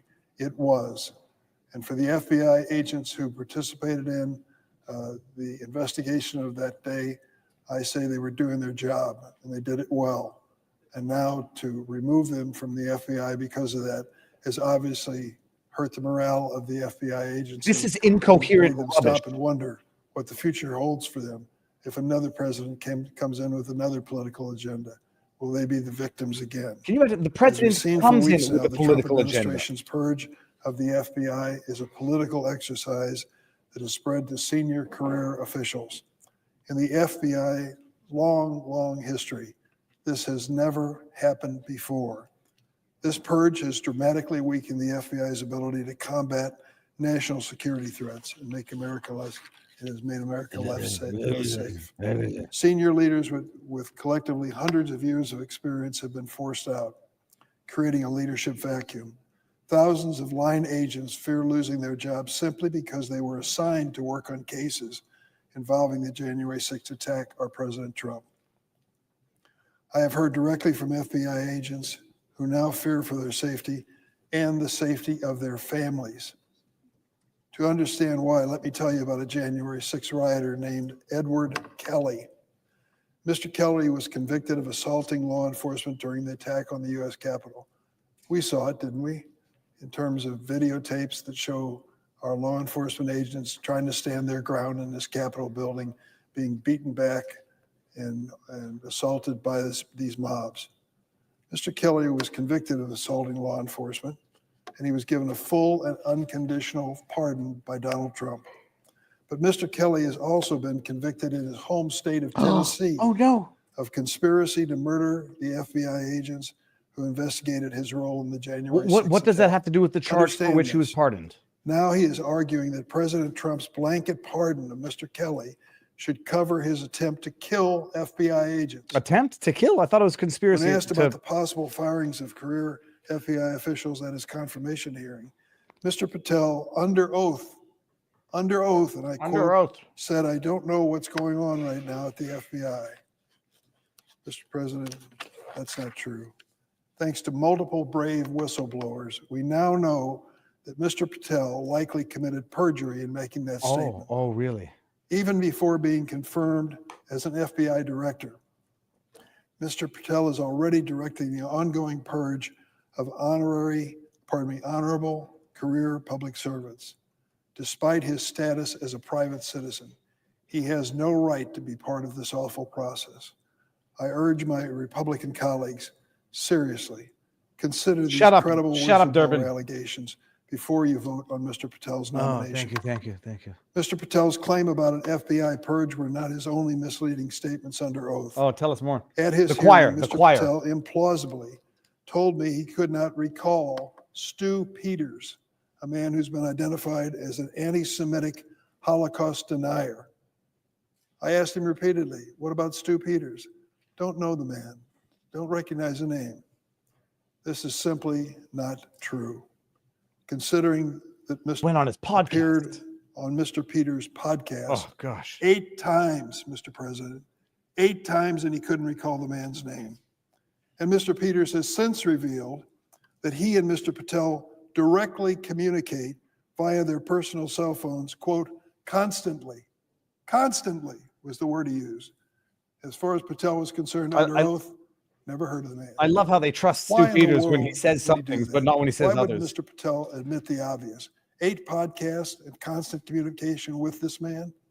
And an even larger question, what is he doing as a man who wants to direct the FBI in concert with anti-Semitic Holocaust denier Stu Peters? What is going on here? Is he showing good judgment? Is this the kind of person you want to put in charge of 38,000 criminal investigators? Mr. Patel also claimed, quote, he didn't have anything to do with the recording of the so-called January 6th prison choir, which included at least 6 rioters who violently assaulted police officers. Mr. Patel thinks there's something interesting, maybe even amusing, about the fact that he created a choir of these individuals who had been prosecuted for what they did on January 6th. This guy's a real piece of crap. Here's what Mr. Patel said to Steve Bannon after he denied knowing anything about this recording before the Judiciary Committee recently. He said to Steve Bannon, quote, they're just we got arguing this idea to crap. record the January 6th prisoners who recite the national anthem every night from the DC prison. Then we took that to the studio, so we mastered and digitized that. So on Steve Bannon's show, he is the mastermind behind this recording of these prisoners saying something about God forbid the they should national anthem every they should night. rehabilitate if they're That genuine. particular tape that he created of the January 6th choir was taken to Trump rallies too and played as some kind of interesting display. I think we're going to put this on pause for a second. Patel insists are just political You know what we'll do? prisoners. Harold, this is what we're going to do. I'm One putting of this on Mr. pause. Patel's I'm putting it on pause because A, it's going to give me diarrhea of the ears. And I'm going to bring on Jake Lang, who is one of the Jan 6ers, one of the violent January 6ers, one of the violent January 6ers who got a full pardon because he's at CPAC. And I do wonder what relevance, if any, of this had in what happened to Jake yesterday. Jake, I'm going to bring you in 3, 2, 1, and we're going to come back to Dick Durbin talking afterwards. Share screen. No, hold on. I got to invite you in like this. You might want to turn side. I'm trying. Every time I turn the camera, landscape, it then reorients, and I don't like when it's like this. But anyway, I'm safe. Yeah, there you go. Well, no, it's gonna turn back. Watch, it's just like it's something spazzing out over here. But anyway, you're in Australia and you're upside down, and that's why. No, there's a lock feature for the auto turn. But why do you look so much? You look more tan than I do. I look very pale compared to you. Oh God! see, look, it just did it. It does it, and it's unexplainable. Okay, so go back the other way. No, and then leave it vertical. I refuse. Okay, there's when you scroll down. When you scroll down, there should be like a wait. little... Now I'm like and now halfway sideways. There you go. All right, okay. It doesn't matter if it's vertical because I'm sharing the screen halfway, so we're gonna. Okay, yeah, I see that. Okay, now we're good, guys. I was unsacrimoniously kicked out of CPAC yesterday for being a J6 political prisoner. Everybody saw it. The world saw it live. They assaulted me and my fiance. They literally physically pushed me out of the building when I asked the police to come to trespass me or for the decision maker to come and explain why I'm being kicked out. They sent like 4 jackboot thugs and just started bullying me and Rachel and just removed us from the venue without an explanation. In fact, this is my second year there as a vendor for my booth for the Federal Watchdog and the J6 organizations I orchestrate. And, I had bought 22 tickets this year and flown out people. And I'm getting phone calls right now. People are at the airport. People are here. We had dozens of people that we flown out, that we got Airbnbs for, that, we're trying to orchestrate the Jan 6ers, a reuniting moment. Like, this is our first time where we can go back into society, and we're supposed to be celebrated amongst, MAGA Republicans. And, instead we're disrespected and, dehumanized. It was disgusting. Let me ask you 3 questions, because there's a bunch of people who are saying, did you have your was it media credentials pulled? Was it your vendor's purchase revoked, or was it your tickets just not honored? None of those things. It was my personal credentials revoked. All of the other 21 people that I bought tickets for were able to go to CPAC and to enjoy. My booth still remains there as we speak right now. There are people at the Federal Watchdog and the Blessed News booth. So it was just me personally that was revoked, including we learned later on in the day, Enrique Tarrio, Stuart Rhodes, Richard Barnett, and those are the only ones so far. It seems to be that they wanted to basically squash the voice of the January 6ers for the most prominent members, which, potentially even worse than that. I'll get to it in a second, but having your credentials revoked, what does that mean? Like, credentials means access, or like access for media, or just access to the event? No, I didn't have media credentials. I had a general admission ticket that came with my booth. Okay. And so, when they revoke your credentials, basically they're saying you're not allowed on the property. You're not allowed to, be in attendance. Your booth, how much did your booth cost? Last year we spent $10,000 on a massive booth. This year we got a slightly smaller booth, so I think it was only $2,500. But then I spent like another $2,000 in tickets, plus another $1,000 for Wi-Fi and electricity hookup, plus thousands of dollars for the step and repeat, stuff we had behind us, and T-shirts and other, vendor gear. And so, we were in, plus, $5,000 on an Airbnb. I mean, we're into this thing tens of thousands of dollars, and so. But more than that, more than the money, more than not being able to be at an event and speak, first of all, I'm a United States Senate candidate, and, I just recently announced and I'm officially filed. And so, this was my first public appearance as a candidate for, the front runner. primarying Ashley Moody there for Marco Rubio's open seat in Florida. And so, obviously Conservative Inc. does not like that because DeSantis is part of the, the Rhino establishment, old guard, similar to like Kevin McCarthy and, Mitch McConnell. That's like the old, like weak-kneed, feckless Rhino Republicans. And so me challenging, Ashley Moody obviously contributed to them, not wanting me around to talk to donors, to, have my voice be heard. But more than any of those things, this was the moment where, as a human being, for the first time in 4 years and 6 days, I was going to be out in the public eye, wearing my suit, speaking out against, the 5 guys that have been left behind for January 6th, speaking out and just being able to be a human reunited with my whole community that I fought for. And they robbed that from me. They dehumanized me. They embarrassed me and humiliated me and, the other Jan 6ers that have been refused. This is our moment to be humans again, to hug and to feel and to speak to people. I want to give them the benefit of the doubt, despite people saying that that's stupid. You want to be fair and not jump to conclusions. I have a breaking news right now. Before I just got on this interview, I was on with Alex Stone, who is at CPAC, is Roger Stone's nephew, and he was doing an interview yesterday right next to Mercedes and Matt Schlapp. They were doing an interview. That interview ended, and when that interview ended, they started speaking, freely because the cameras were off. And Matt was bragging, within earshot of Alex, was bragging about getting the Jan 6ers kicked out, that it wasn't good for optics, that they should have never came. And so this was a decision that came directly from Matt Schlapp and Conservative Inc. They were bragging about getting kicked out, and now they're walking it back. As of right now, apparently Richard Barnett and Stuart Rhodes, their passes have been given back to them after being revoked yesterday. And so, we're going to put the video that Alex and I just recorded. I'm going to be editing in 10 seconds from the moment I get off this interview and going to be posting it. And so, this is, he's been at CPAC many years. He's been doing his show for 5 years. This, credible man, a great young man, a fighter. And so, we now know, beyond a shadow of a doubt, that this was an actual orchestrated, attempt to embarrass the Jan 6ers. I mean, these people, I've been talking to them, emailing back and forth for weeks, Viva, about a booth. And that's why, like, I want to give the benefit of the doubt, but also being very cynical on the one hand. So they reestablished or reinstated the creds of Enrique Tarrio and Rhodes and others, or no? I haven't heard from Enrique. I seen video footage on Richard Barnett that he is back at CPAC. He has his pass around his neck. So they're basically yesterday, me live streaming on the Gateway Pundit for 100,000 plus people that were watching live. Me getting kicked out of CPAC completely overshadowed, what they're trying to accomplish there. Everybody, tens of thousands of Americans were calling them out and calling to boycott CPAC. So obviously this was a decision that they had to make because the political winds have shifted, obviously.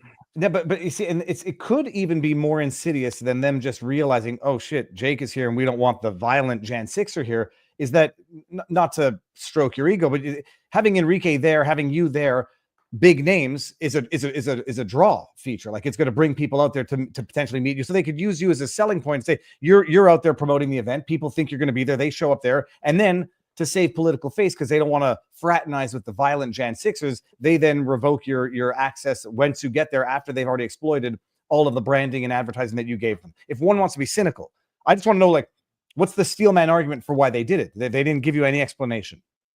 No, they told Stuart Rhodes one word: legal. So the legal, their legal representation there at CPAC had given a recommendation to the security team to not let us in.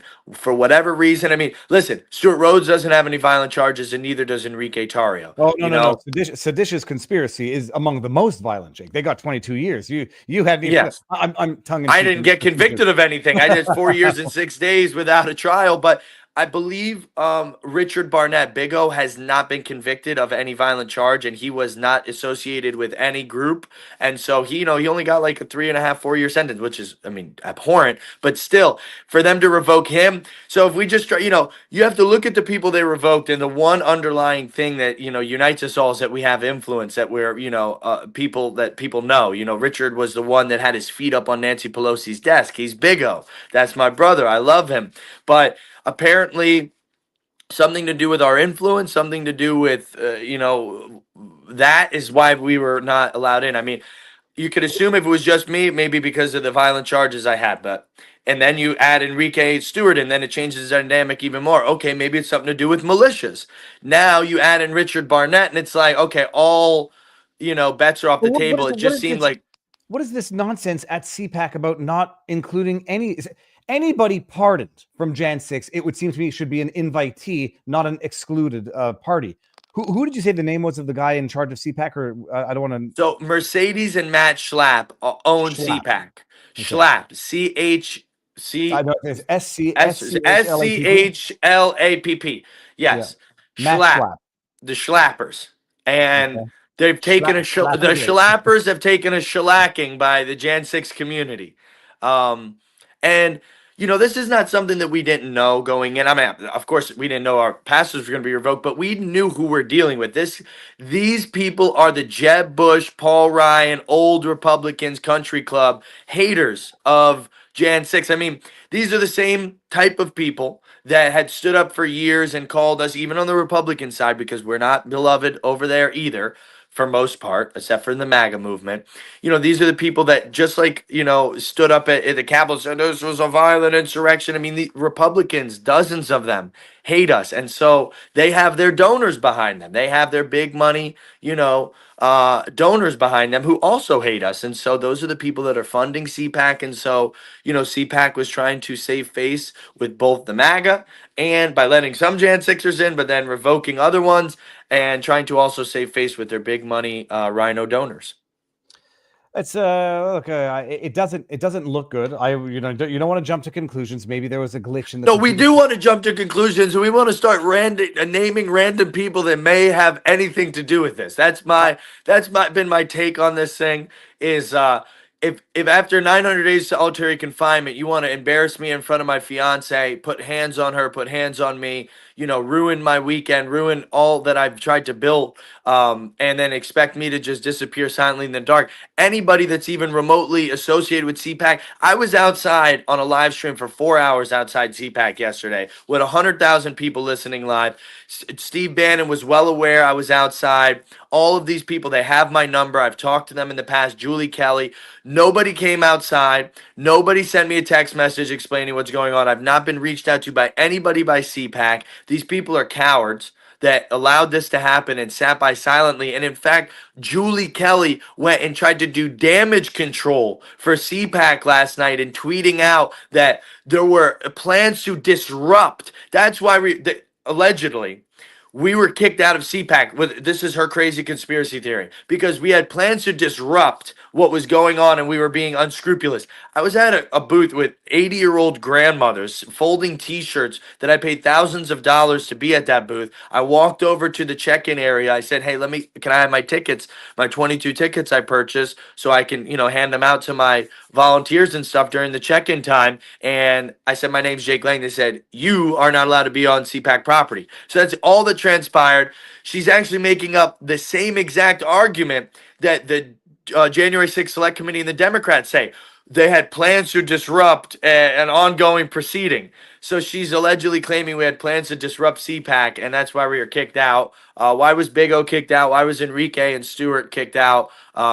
She's a liar, and she's making up things and trying to save face for CPAC, calling you out.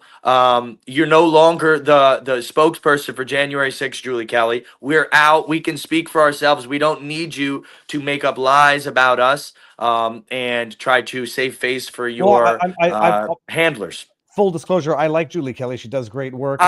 She's done some good work, but she's also been extremely divisive in the January 6th community. She has me blocked on Twitter. She has dozens of the men that I know blocked on Twitter. She has cursed me out to my face via the phone, told me I'm a nobody and that, I don't represent January 6th. She has done this same rude conduct to dozens of people that I talked to that are staying at this house that know her. She is a grifter trying to enrich herself and build a brand off of January 6th, and she deserves to be discredited for the stance that she took last night, backing CPAC. I mean, read the tweet that she tweeted last night. I see one is the only one I can see. Let me bring this up.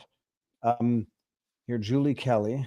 Let's see here. This one, want to say that CPAC gave me a platform early on to discuss the plight of the Jan 6ers. Schlapp did this when referring to Jan 6ers wasn't cool. I know CPAC has offered free tickets to Jan 6ers because Wrong. Matt said to me, no one is entitled to attend CPAC with the intention of causing problems, misrepresenting Jan 6ers and their most outspoken defenders, confronting guests and reporters. And well, see, I'm not in None your of that's position. true. How I could don't- she claim somebody? I've spent 1,467 days behind bars. How could she claim that I'm misrepresenting Jan Sixers? She is a nobody talking head, a hack that is claiming that I'm misrepresenting Well, hold on, January hold on. Sixers. I suffered in the basement of a gulag for 900 days of solitary confinement. I and the people that got kicked out of January 6th, Enrique Tarrio, Stuart Rhodes, and Richard Barnett, truly represent January 6th. You're a nobody. Well, She I gotta does say not represent us. I'm not in your shoes, and I don't have the I'll call it injury that you have to read it the way you might be reading it. I would never have read it that way. I appreciate it's a broad statement. No, one's she entitled- knows exactly. I got kicked out of CPAC yesterday. Then she goes and tries to save face for her handlers. It's ridiculous. She should be ashamed of herself. You should be ashamed of yourself, Well, Julie Kelly. Stop grifting off our movement, okay? The people she's aligned herself with, Cynthia Hughes and the Patriot Freedom Project, are avid Nazis, okay? Tim Hale, who is the nephew of Cynthia Hughes, is an avid Nazi. He posts videos talking about how disgusting they're a cesspool. He talks about Hasidic Jews are a cesspool and that everything that's wrong you can trace back to the Jews. Okay. This is the nephew of Cynthia Hughes. He helped start Patriot Freedom Project. I was in the pod. He selectively uses the money that they give in order to coerce January 6ers to create a cabal, an oppressive cabal and a divisiveness inside the January 6th movement. Julie Kelly, the money that she makes from her book, January 6th, on the front cover of that book, she says a certain portion of those funds will go to Patriot Freedom Project. Okay, Patriot Freedom Project is Cynthia Hughes and Tim Hale's little organization. So the money that Julie Kelly uses by grifting off of January 6th, she then gives to avid Nazis. Okay, and these people, there's money exchanging hands there, and then she goes out and tries to destroy and crush my organization, which out fundraises the Patriot Freedom Project because they want the money so that they could take it and do as they please. And here's what they do with the money. $1.2 million was raised in 2022 for Patriot Freedom Project. Their tax returns show that. $400,000 of those dollars went to staffing costs. That's 1/3 of the dollars that were raised. The only problem with that, and there's massive problems with that, is that the only staff that she has, her 3 board members at that time, were her and her 2 children. That means Cynthia Hughes and her 2 children were taking $400,000, that's $128,000 or whatever, $130,000 each to run the January. I mean, that's a real good income right there to run their organization. These people are the people behind Conservative Inc. and to try to destroy January 6th. And in fact, Cynthia Hughes and Patriot Freedom Project and Tim Hale openly called for some Jan 6ers to be left behind in the pardon process. Julie Kelly was silent about it to the last minute when she saw which way the political winds would fall, when we will all get pardoned. All these people are hacks, and they don't deserve to be in part of the January 6th or the MAGA movement any longer. They're backing up Mercedes and Matt Schlapp, throwing Jan 6ers out of CPAC. They're making up lies saying we're misrepresenting, that we're there to cause trouble. I was there as a paying vendor. No, and I appreciate. I mean, I first of all, I want to attempt to steelman both. The arguments for and against. Latest update. This is January 20th. What time is this at? 5 a.m. CPAC released a statement. Jan 6 allowed back in. Stuart Rhodes responds. Let's see what the statement was. Can I see it more within here? No, it will not. No, that statement, first of all, is a lie. I retweeted that on my account. They're lying. They're saying that they have not. It's untrue that we're not allowing Jan 6ers to come in. Come back if you need me.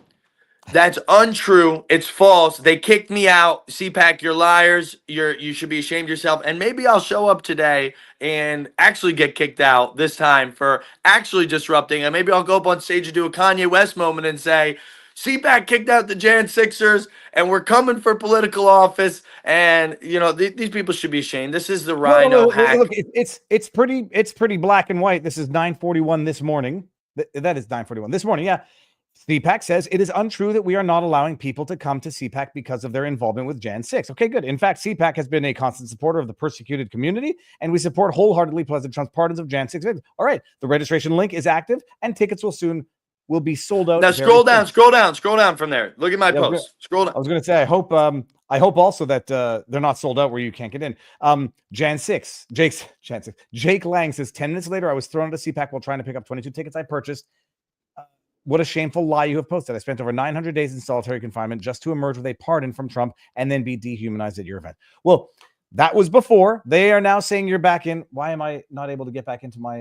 No. They claimed that they never discriminated or kicked out January 6ers. That's what they claim. They said it is untrue that we're kicking January 6ers out. So they're saying that me getting live streamed assaulted yesterday was untrue, and that Enrique Tarrio being humiliated and kicked out, escorted off the property is untrue. They're liars, and now they're trying to save face. After they're saying it shouldn't have happened. You're all welcome. Oh, where does Go that? back They in. didn't say that. Don't put words in CPAC's mouth. No, I'm saying I'm on fire today, FIFA. I'm ready. Let me all go the back to the smoke. wording. It says it's untrue that we are not allowing because of their involvement. We've been a constant supporter. The registration link is active. And well, what it seems to suggest is there was a problem. It's active now. Come back in. So you're welcome back in, Jake. And if they don't live up to their word, although the damage is done, maybe they didn't know. Maybe they'll apologize. Maybe they'll take you on stage willingly, and you won't have to cause a disturbance. And they'll say, "We apologize, Jake, for what we did to I you wouldn't yesterday," do that. because it's on video. I have more dignity than that. I almost have too much dignity to even to show back up at that place. They don't deserve to be graced with the presence of January 6 patriots. You know, they are the Rhino Uniparty wing of the Republican movement. I mean, everybody knows it. It's not, it's not new information that we're giving here, but they just overstepped even their own hands, showing that they're not even aligned with the MAGA movement whatsoever.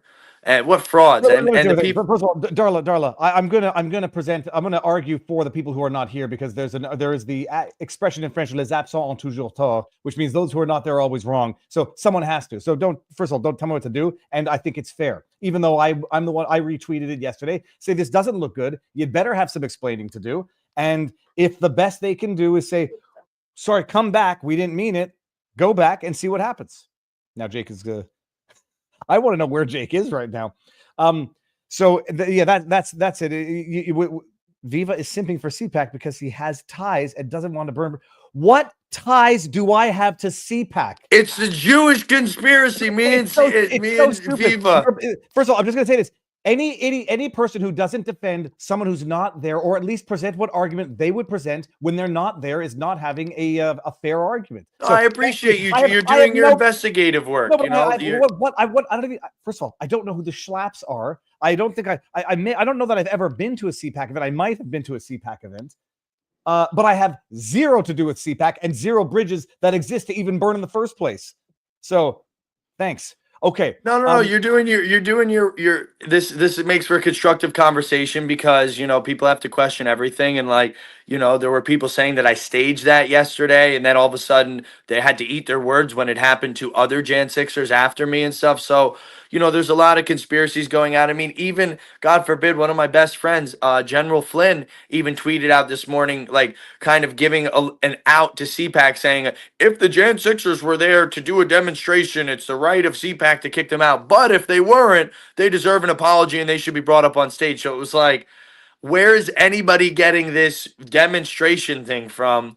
They're out of their minds, and those are the people, that they're spreading that rumor, trying to justify CPAC's abhorrent, dehumanization of Jan 6ers. I felt like after all these time I went to prison, and many times I was dehumanized like that by prison guards, kicked out, removed, can't be here, can't do that, can't sit here, and then to be brought into public and have that, like this, they paraded me through CPAC, because I had to go back to my booth to get my jacket and my laptop and all this stuff. So I'm like walking through CPAC with all these security guards pushing me and stuff. Just incredible dehumanization. Hey guys, it seems to have happened. The video's there, so maybe apologize for what happened. And then once someone apologizes, if you don't accept the apology, then that's on the person. First of all, also, don't give people benefit of the doubt. Some people are saying, why do you even grace CPAC with your presence? Amen. I agree to that. But no, it's wild to kick out the people who got the presidential pardon.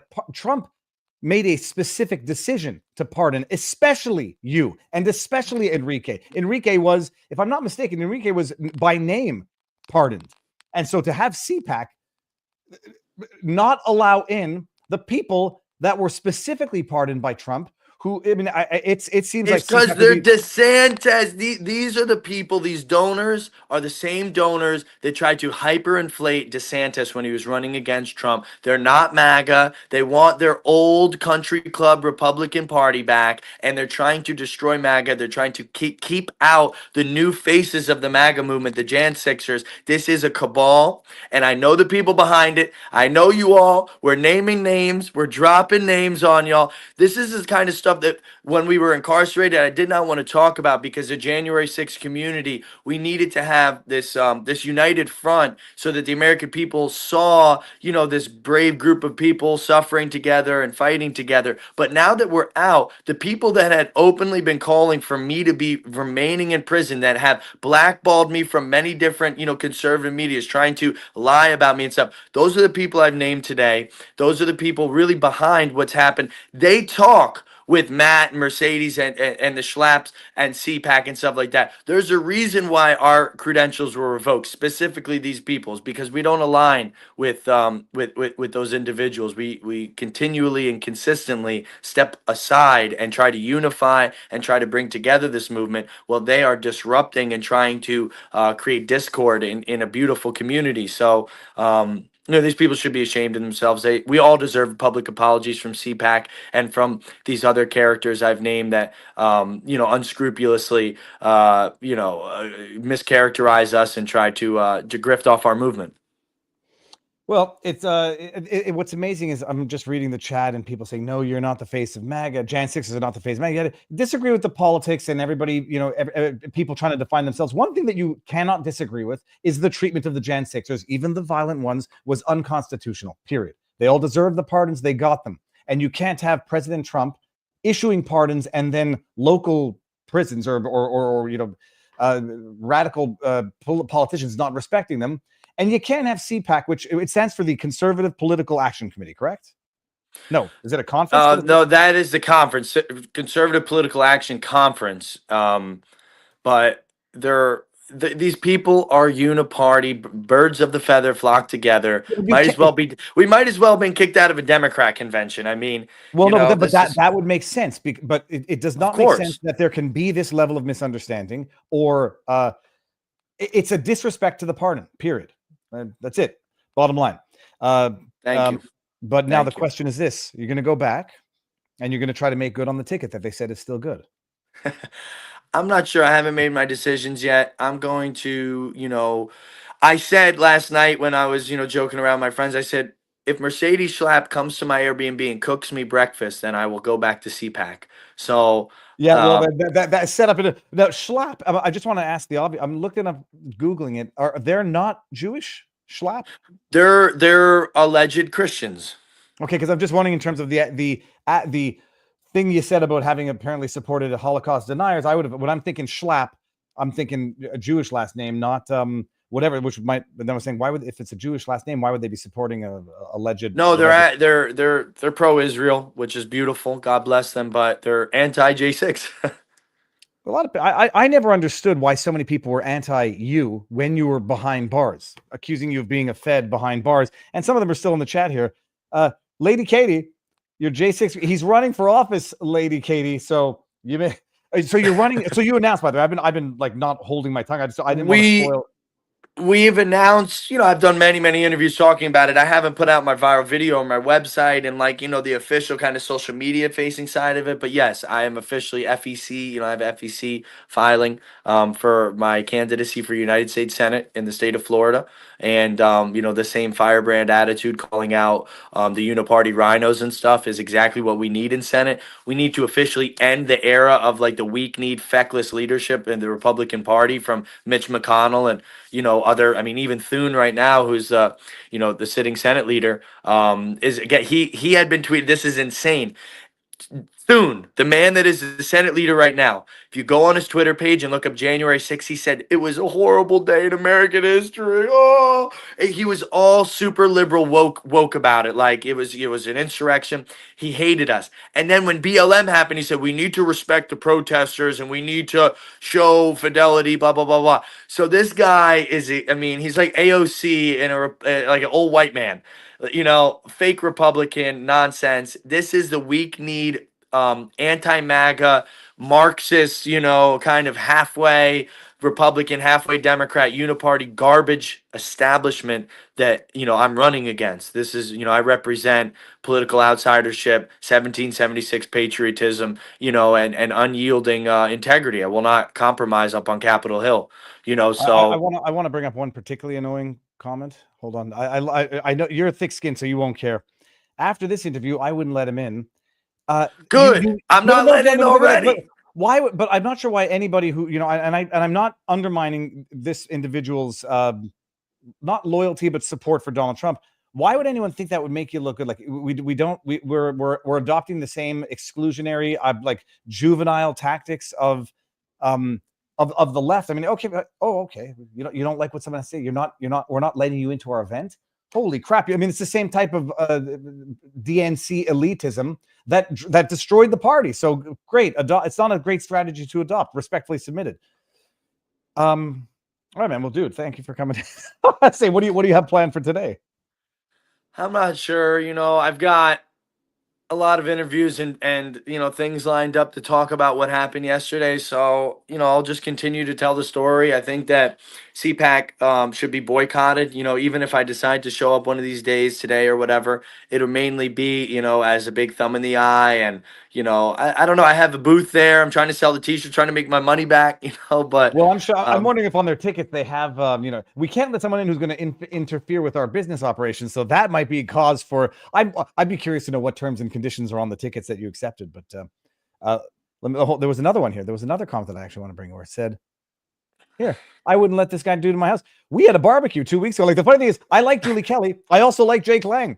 And he came. And that's okay. I can still be friends with you. There's a lot of people in the movement that say, if you are associated with Jake Lang, I won't be your friend. I won't talk to you. This is sad. Or if you're associated with this person, they try to like create these like tribal lines and stuff. I just have personal experiences with some of these people who claim to be our advocates, who claim to be our supporters, who claim to speak for us, and they don't, they're not, and they're fake. So watch out, because, these people try to build a name for themselves off of our movement. And, when it push comes to shove, they advocate for our removal from public spaces, and back up the people who are, dehumanizing us. And, I mean, it was, I can't, these people, the people, they just judge a book by their actions. These people they're. You shall know the fruits by the tree by their fruits. Something. Amen. It's I know it's in the Bible. Someone told it to me, and I Jesus Christ said, "Judge them by their fruits." You shall know a tree by its fruits.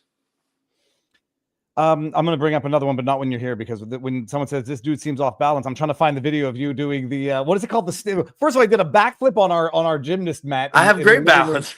He's got fantastic balance, and I would dare say, I still think you're in some form of PTSD, not denial, but coping of what you've been through for the last 4 years. And for anyone to say, yeah, a dude who just spent 4 years in jail, much of it in solitary, seems off balance. I don't know how you're coping the way you are, but I think it has to be some sort of I don't know what the psychological word would be, but keeping yourself distracted from what you've been through for the last 4 years. So may you keep doing it.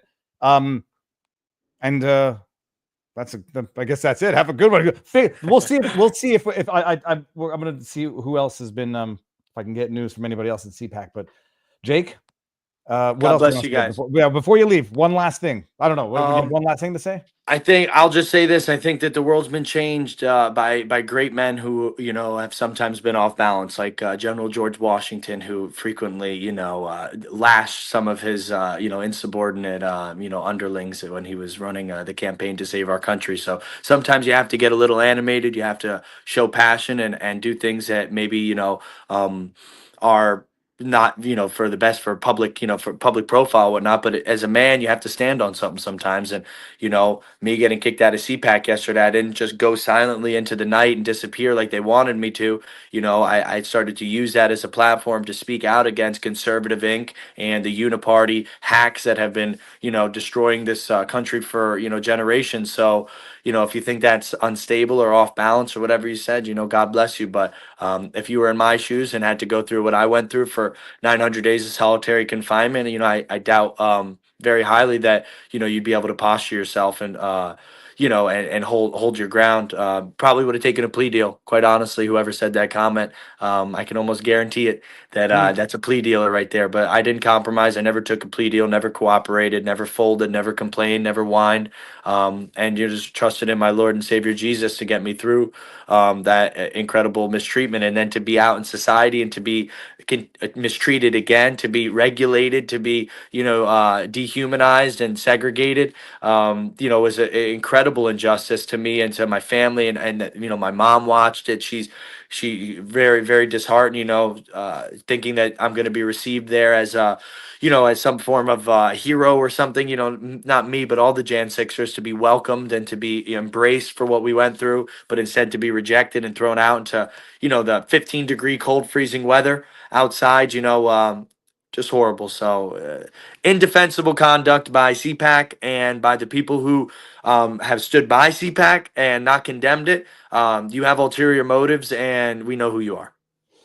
Jake, keep on keeping on. And I understand why there's so much hate for you, because the DeSantis supporters, they don't take anybody criticizing DeSantis well on the internet. So that might explain it. Jake, go have fun. Don't get into trouble. God bless. All right, I can do one of those things. Yeah, well, do both. Have fun. Don't get into trouble. And he's gone. All right, everybody. Let's go back to see where we were with Dick Durbin talking about the Jan Sixers. And we'll have a lot of time to catch up on what's going on here. And while we do this, I'm going to go visit the bathroom. Choir boys, Julian Khater, Khater. He was convicted of assaulting Capitol police officers with pepper spray. One of those officers was Capitol Police Officer Brian Sicknick. Brian Sicknick suffered multiple strokes and died the day after the attack. Mr. Khater was one of the people who assaulted him. Mr. Patel has called these violent January 6 rioters, and I quote, political prisoners. That includes Guy Reffitt. Guy Reffitt was sentenced to 87 months in prison for his role in the January 6th assault. 87 months.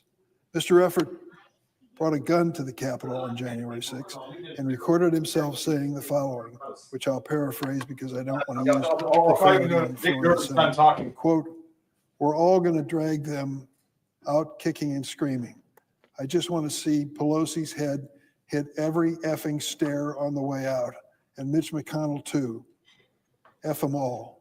Oh, God, Mr. this guy's Reffitt's still... 19-year-old son, Jackson, turned him into law enforcement after the attack, despite Reffitt's threats to shoot Jackson and his sister. Here's what Reffitt said to his own children, quote, if you turn me in, you're a traitor. And you know what happens to traitors. Traitors get shot.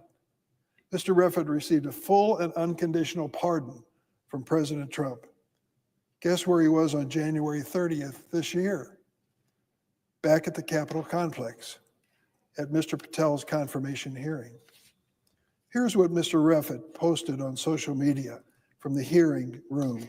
Quote, They love it. They love it when family Kash turns on Patel, family. as the leftist commies continue to spew lies, misinformation, and disinformation, my man is clean house Kash. Quote unquote. Stu Peters, constant communication, Holocaust denier. This gentleman, he's become a hero too for his appearance before the committee. And we're all commies for questioning Kash Patel's politics. You're a commie for celebrating family turning family. These are Mr. Patel's allies. Stu Peters, Julian Khater, Guy Reffitt. On the other hand, consider who is warning us about Mr. Patel. Former Trump officials who know him. Like Attorney General Bill Barr, CIA Director Haspel, Defense Secretary Mark Esper, and National Security Advisor John Bolton. Oh, John Bolton. All of these were Republican appointees who worked with Patel, who know him well, and warn us not to do this. Don't give this responsibility to this man. Thanks for the advice, John Bolton. Republican appointees. Mr. Patel has left a long trail of grievances, lashing out at anyone who is not completely aligned with him.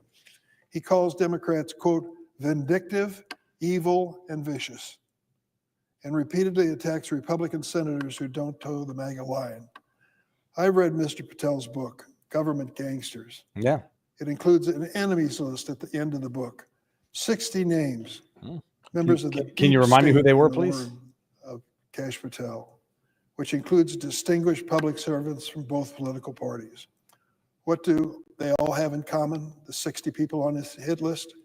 From Attorney General Bill Barr and Merrick Garland to former FBI directors Bob Mueller and Chris Wray, they've all had the misfortune of crossing paths with the vindictive Kash Patel. Mr. Patel claims he respects law enforcement, but his words and actions just demonstrate his disdain for the FBI. He has said on day one he plans to, quote, shut down the FBI headquarters. And he's falsely claimed that the FBI, quote, was planning the January 6th event for a year beforehand. Ooh, I think There is there's- no truth to that statement. Mr. Oh, President. I don't know. The more you say He's there's no casting truth. aspersions on the FBI that are undeserved. This guy's Patel's talking about record casting demonstrates aspersions that now. He's dangerous, inexperienced, and dishonest. He should not and cannot serve as an effective FBI director. Yes, he can, and he will. Mr. Patel So- has been crystal clear that he plans on using the FBI's vast surveillance and investigative authority to, quote, come after, close quote, the president's enemies. Well, how are you close It is quoting and then shocking adding words? that my Republican colleagues are willing to support him, Yep. despite the serious threat he poses to our national Threat. security. Most dangerous. And I'm sorry to say, I believe they will quickly come to regret this vote. Yeah. Thanks for the I think advice. they're giving this man a 10-year Be quiet tenure and leave. as director of the leading criminal investigative agency in the world. I cannot imagine a worse choice. Okay, good for you. You want the person who has that job and that power to destroy people simply by investigation, to show some temperament and some judgment. Kash Patel shows just Can the you opposite. wind it up now, He is neither Dick? qualified nor prepared to assume this responsibility. I will be voting no. and Good plead for with you. my Get the hell Republican out. colleagues. Please think twice. You've already said that before 3 creating times. This Keep saying it. situation and making it even worse. No, I yeah. yield the floor. Yeah, yield. You didn't yield quite fast enough. All right, let's see. How far behind are we here? Can we go here? Do we want to? Your Is there a speed personal option on this? private information from there is. social security numbers to home addresses to your tax information. Prepared to assume this Okay, responsibility. Recognized. Mr. President, I too rise today to oppose the nomination of Kash Patel to serve as A director Democrat, of the therefore Federal Bureau a of moron. Investigation. Now, let me begin Oh, there's by Hirona saying behind him. to Americans watching at home who may not be completely up to speed as to what's going on, the importance of this specific nomination, or wondering who is Kash Patel. We might have been distracted these last few weeks by a rush of headlines coming out of the White House, maybe preoccupied with the cost of groceries that are rising by the week. Do we want to watch this? I think we do want to watch this, right? President Trump, the richest president in history, has given Elon Musk, the richest man in the world, unprecedented access to millions of Americans' sensitive private information. Yes, Elon Musk has access to your personal private information. We're gonna skip to social live. criminal cases. Oh, Not for shit for cause, brains. Not for corruption. Sorry, we're gonna go back. I want to see this from the beginning. Yeah, here we go. We're gonna listen to Adam Schiff. We'll go to 1.5 until we hit to live. Okay, let's hear what Schiff for brains. Senator from has to California say. is recognized. I'm only saying Schiff, by the Today, way. the Senate is on track to confirm Kash Dirty Patel piece as of director Schiff. of the FBI. Smells like Schiff. Think about that statement for a moment. I'm thinking Kash about it. Patel, conspiracy theorist, January 6th denier, MAGA sycophant, and political provocateur, will be FBI director. Yeah. The absurdity of it, Yeah, the it's so destructive absurd. consequences of it. Destruction. It's worth asking today, how did we get here to such an extreme point? To this moment when someone so patently unqualified, really disqualified from any position Wow, of of course, yeah, responsibility, they're all is poised to disqualified. become director of the nation's preeminent law enforcement agency. Earlier today, I stood with my colleagues out in front of the FBI headquarters, a building that Kash Patel promised to dismantle on his first day as FBI director and turn into a museum of the deep state, the home of a department that we all know he will convert into a political weapon for the president who is a serial lawbreaker and will use Patel as a tool for retribution against his enemies. But in a democracy, law enforcement does not serve the president, let alone someone who fashions himself as a king.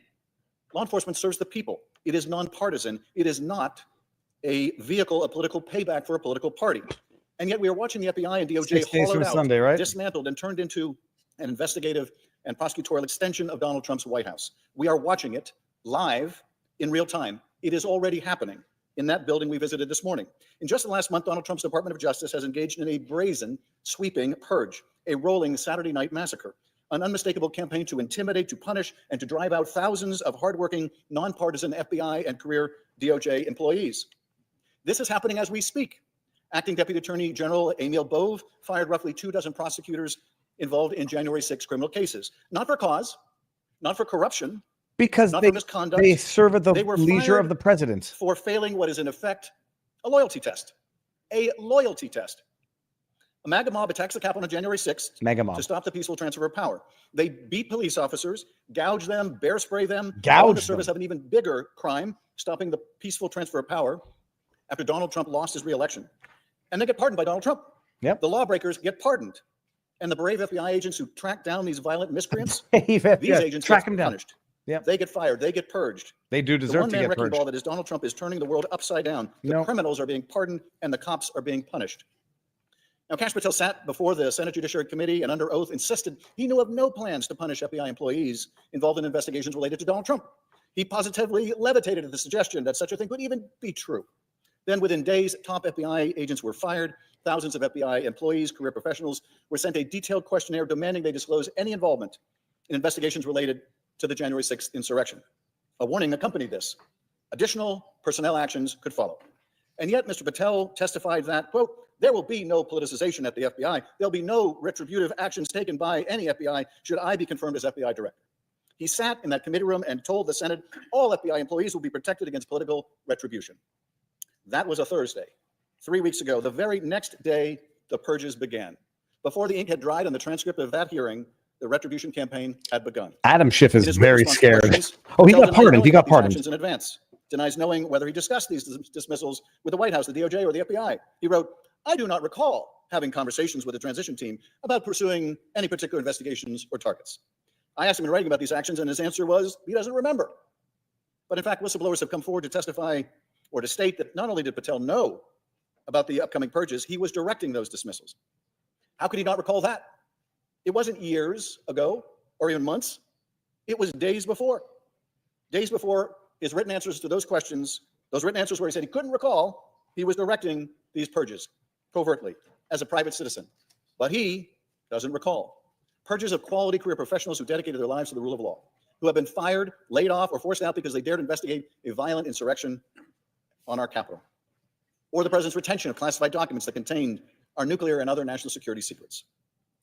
There was a time in our country when the FBI was weaponized, when it served as a sword for the president. The and speed is at DOJ served as his 1.5 shield. until we catch up to real time. When Hoover authorized covert harassment campaigns against the perceived enemies of the president, we thought those days were over, and they were over until now.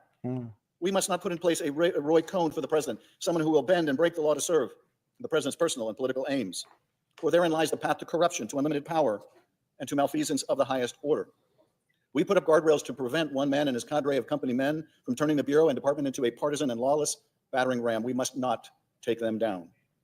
Because we know the road that lies ahead. Yeah, what is And we know that Donald Trump cannot destroy the nonpartisan character of the FBI and the Department of Justice without Nonpartisan his enablers. character of the And FBI. Kash Patel is Donald Trump's handpicked enabler and henchman.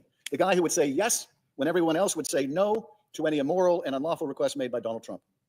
The guy who publicized his deep state list, almost half of whom are Republicans. The guy who worked for and retains millions of dollars in stock in a company supported by the Chinese Communist Party. In any normal world, that would automatically disqualify someone from leading the nation's premier law enforcement and counterintelligence agency.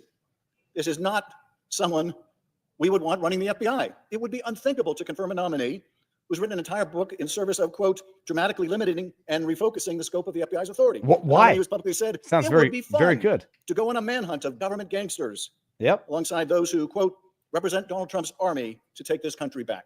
Take it back. I'm All of the right. opinion that the people the FBI should be going on manhunts for are actual criminals, not the president's enemies of the day. The FBI shouldn't serve as Donald Trump's army. Alas, we will not soon forget the last time Donald Trump's army presented itself to us, when they beat down the doors of this Capitol, when they attacked law enforcement and sought to overturn an election. Mr. Patel is quite familiar with that mob. He celebrated them in song. Now, Mr. Patel tried to deny his association with the January 6th choir. They're really pissed off He said he about had that nothing to choir. do with their recording. But earlier on Steve Bannon's podcast, he was all too proud to brag about it.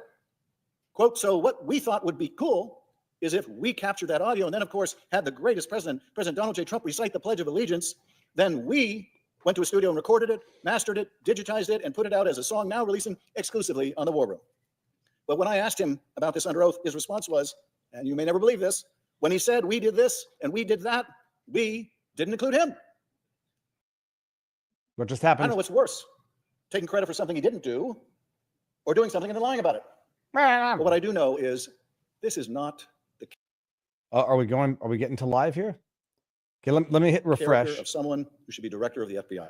Okay, I think we're to live now. At the hearing, I also asked him to turn and face the Capitol Police Office. This is not the character Okay, of good. someone We're who live should be now. director of the FBI. At the hearing, I also asked him to turn and face the Capitol Police officers. Oh, in you're the room. so righteous of These you, officers lying from the same scumbag. department that suffered such grievous injuries on January 6th. He couldn't do so. He couldn't look them in the eye.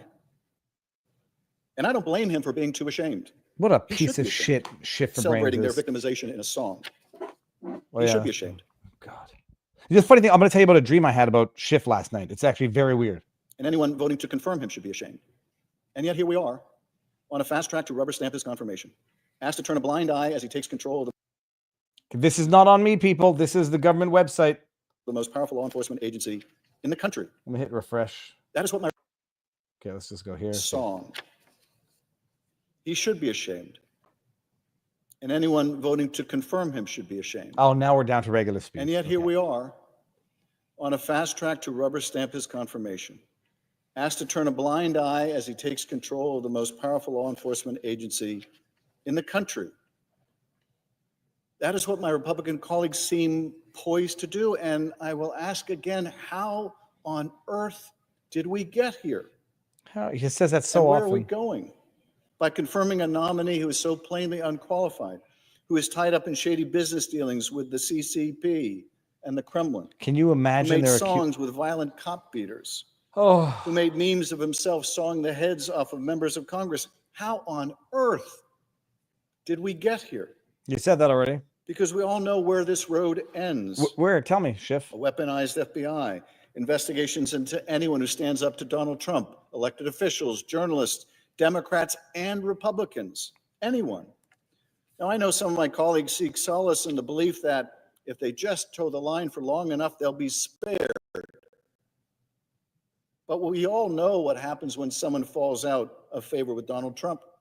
When you're inevitably asked to vote for something or do something so egregious that you cannot possibly continue to say yes. And when you reach that moment, when you're forced to cross the president or abandon your final line in the sand, it will be these moments you remember, the concessions to a wannabe authoritarian that you were willing to entertain, the lines you allowed him to cross so you would be spared his wrath.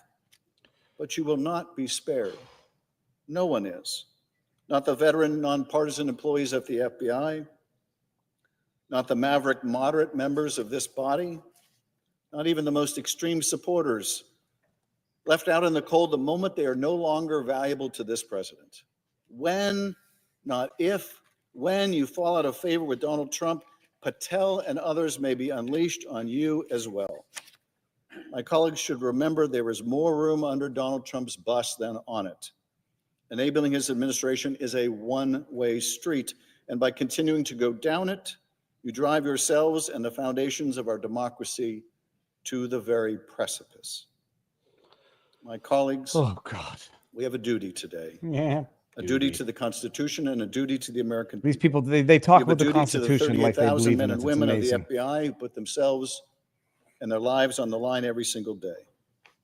Those who work in the building where we stood this morning in the freezing cold and in communities and cities across the country, keeping us safe and secure.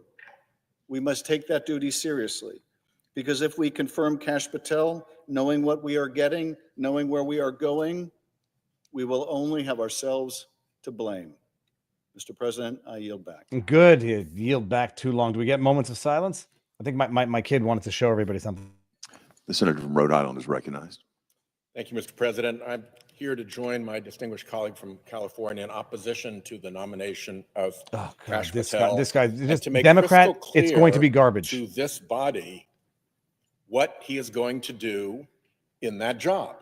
Like, do they not He has hear shown that who others he have said is. this exact same crap? So when these things When? go wrong, When they go wrong, I want to be absolutely clear. be clear. I'm that full of shit. Our Republican friends were warned. Oh, okay, good. They will own the consequences.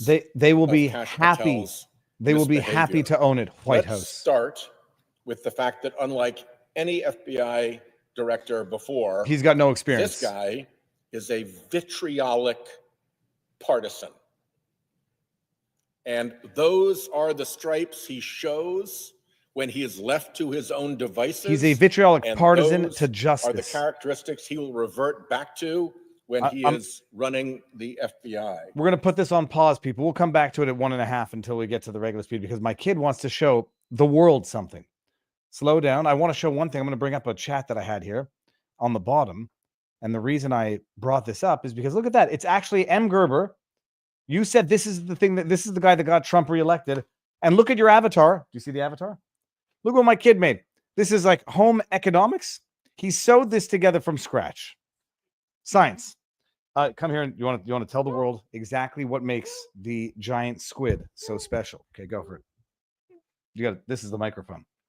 And not to make you nervous. Let me just see how many people do we have on Rumble. We've got 9,100 people on Rumble, and we've got over on YouTube 3,000 people. So tell the world what makes the squid so special. I don't know.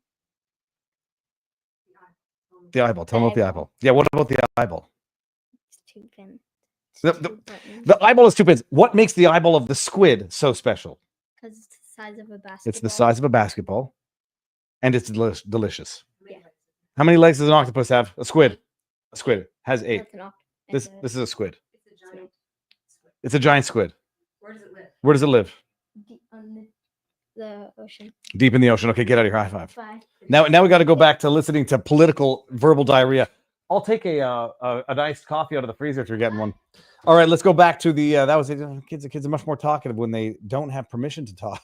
All right, hold on. Let's go back to Dick Durbin and see what this guy's got to say. Just a few simple examples.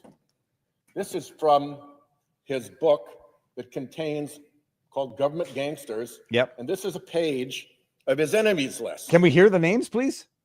Well, Attorney General Bonner read said them out nobody loud. should come to a law enforcement job with an enemies list.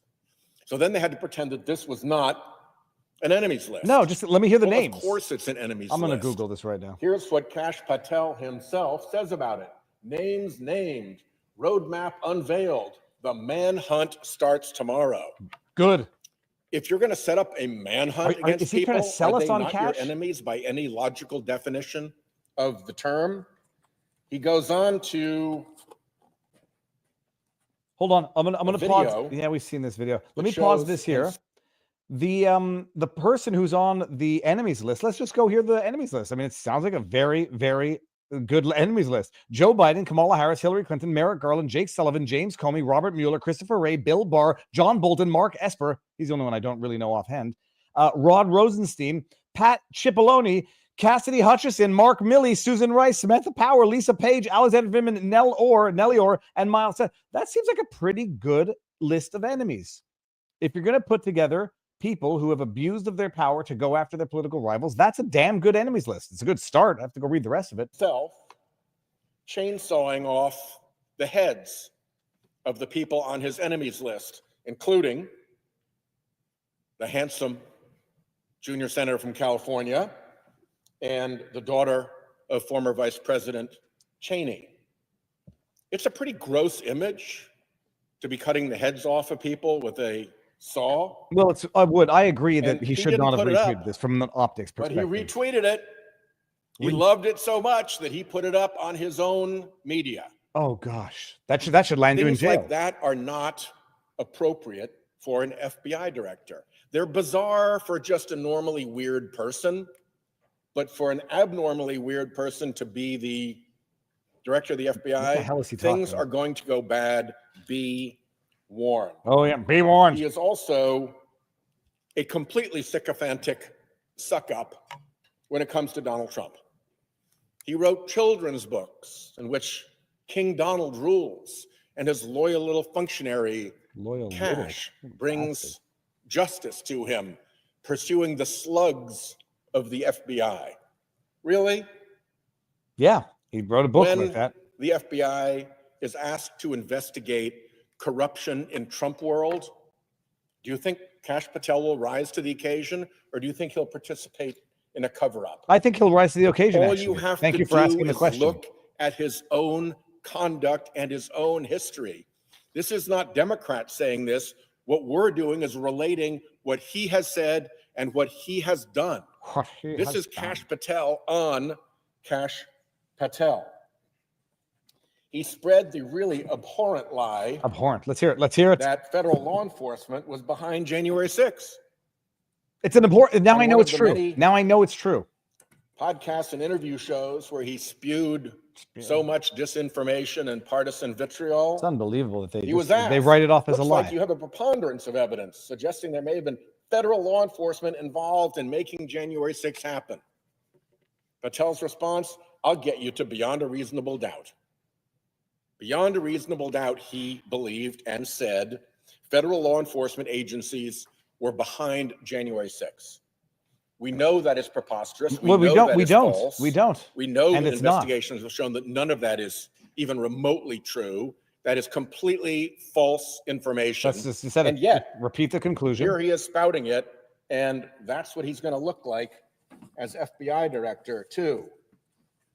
The FBI is going to have to appear before judges and convince judges of the probity of the agency, of the legitimacy of the agency, of the propriety of the investigation, that the department has done a fair job of marshaling the evidence.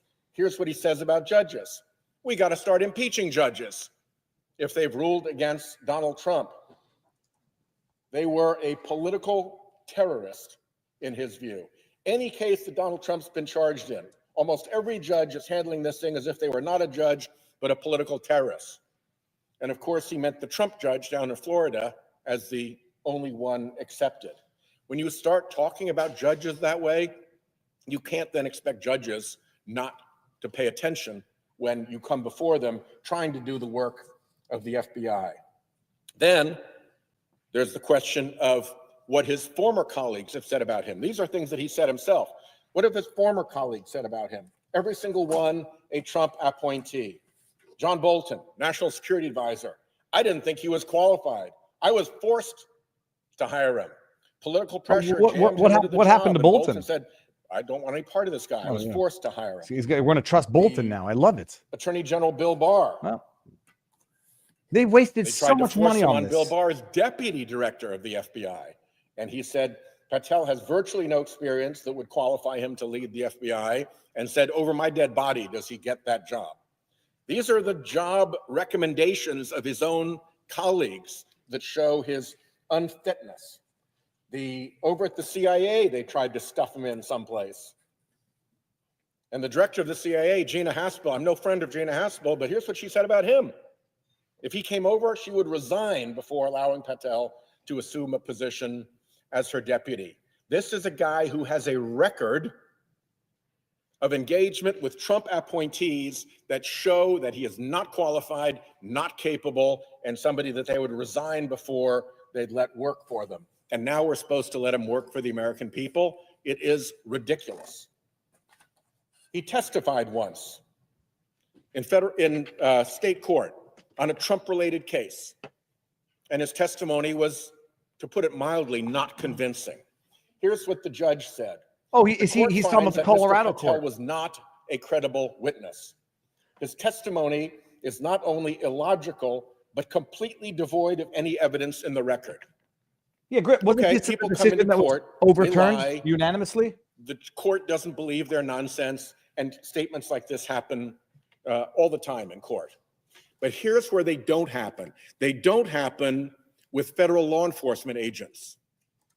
Because when I was the U.S. attorney in Rhode Island, if one of my FBI agents had gone over into the United States District Court in Rhode Island and testified in a criminal case in such a way that one of the United States District judges said about that witness, he was not a credible witness, his testimony was illogical, devoid of evidence in the record, we'd be looking into that.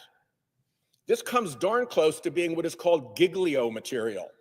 Material that the government is forced to disclose to future defendants when it bears on the credibility of a government witness, an agent who is a government witness. People lose their careers over giglio material.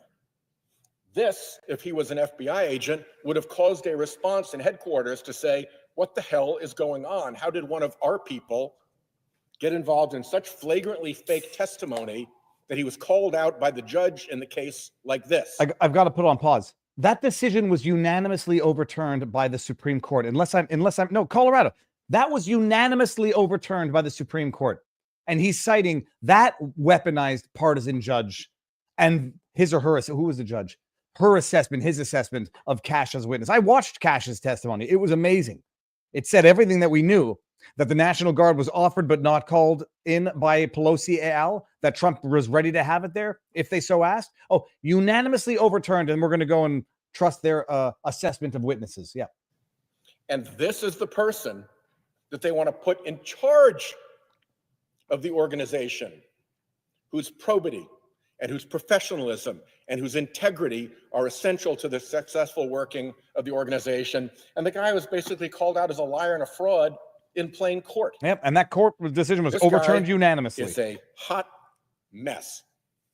That's and when not you have word. a character like this that lies in court, that runs chainsaw memes about your opponents, that every person who he tried to work with who was senior in the Trump administration said, get this bum out of here. I don't want to be anywhere near him. That's a record. And you all, my Republican friends who are going to vote on this guy, when he gets there and he does what his character tells us he will do, don't think this isn't going to come back to haunt you. Thanks. And by That's the good way, advice. Always predicting the future. don't think that his Trump servience as FBI director won't turn on you. Just because he's a vitriolic partisan who despises Democrats doesn't mean that when Trump's ire moves someplace else to Republican office holders, he won't be there to deliver the FBI as an enforcer against you. Thanks for the. So thanks there's for a the advice. lot There's a lot to be concerned about. Yeah, I'll close a with bunch, this. a bunch of random Never before crap. in the history of American law enforcement has somebody sought to attain a high position in American law enforcement who has pled the Fifth Amendment. Okay. Not only did he plead the Fifth Amendment, but he refused to tell the committee what it was all about. You can't plead the Fifth unless you have a reasonable expectation that could put you in jeopardy of a crime. What crime? How in jeopardy? Explain that. You're not just a normal person. You're trying to be the head of the FBI. In a civil case, pleading the Fifth entitles the judge to instruct the jury to draw an adverse interest about your testimony, that the jury can find against you because you took the Fifth. Why we have not had a straight answer yet from our Republican colleagues about why the guy who wants to be the head of the FBI pled the Fifth?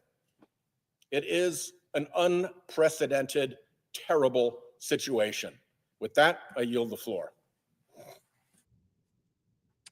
Well, that was painful. Can we go to live here? The ordinary. Oh, another Democrat scumbag. Let's see what Blumenthal has to say. If we weren't falling asleep beforehand, surely this will help. Let's put this on 1.5 until we get to normal speed. My goodness, they can just do this all day. We got 13 minutes left until the vote. Mr. President. Senator from Connecticut is recognized. Thank you, Mr. President. I want to begin where my wonderful friend and colleague, Senator Whitehouse of Rhode Island, ended in opposing the nomination of Kash Patel to be director of the FBI.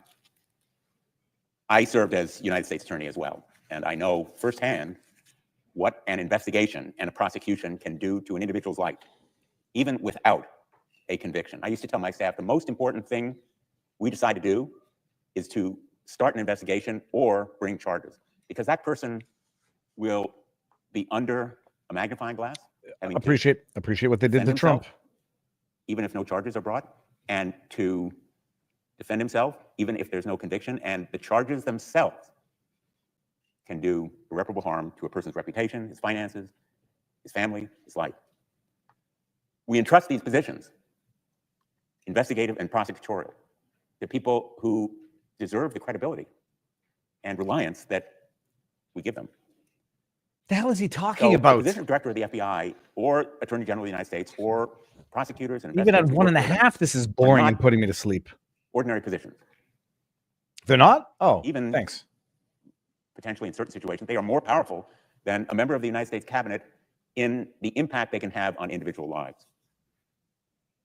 For the ordinary nominee, any of the defects in character or experience or performance in past jobs would have been disqualifying. We live in a time that is not ordinary. And this nominee is not normal.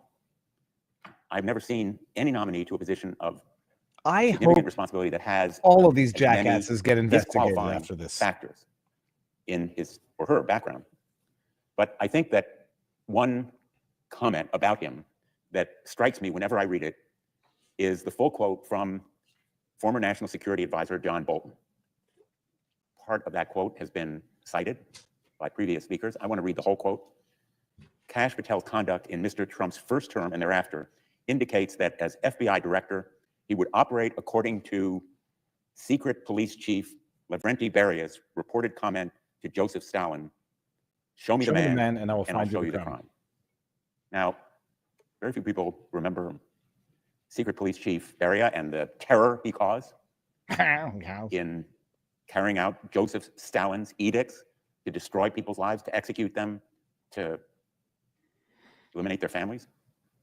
But the mantra of Beria and Stalin, show me the man and I'll show you the crime. Make up the crime to fit the man and we will eliminate him. We're talking here about a nominee who has an enemies list. He calls it something different. He calls it government gangsters. And he's on a manhunt for them. Manhunt is his word. You can use different words, but the point here is he is on a mission to use the powers of this office in Donald Trump's name for political retribution against his enemies, against Trump's enemies, against MAGA's opponents.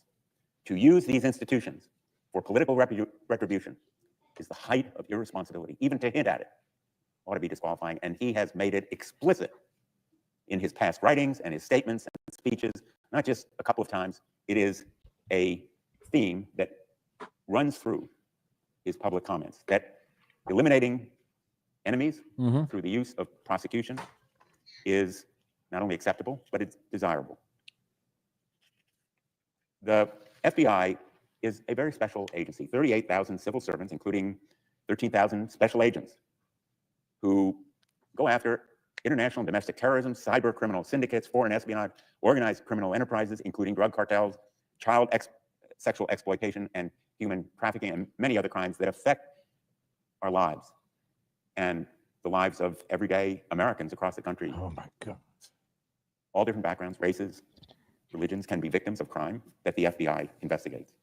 And the FBI agents put their lives on the line because pursuing these crimes often puts them at risk from bad guys who may not even know that they're shooting at an FBI agent.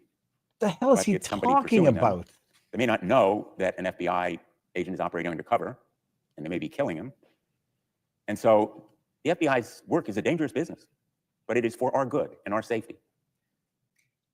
The American people deserve an FBI leader who is worthy of them. The American people deserve a director of the FBI who will keep them safe and who will make that safety a priority.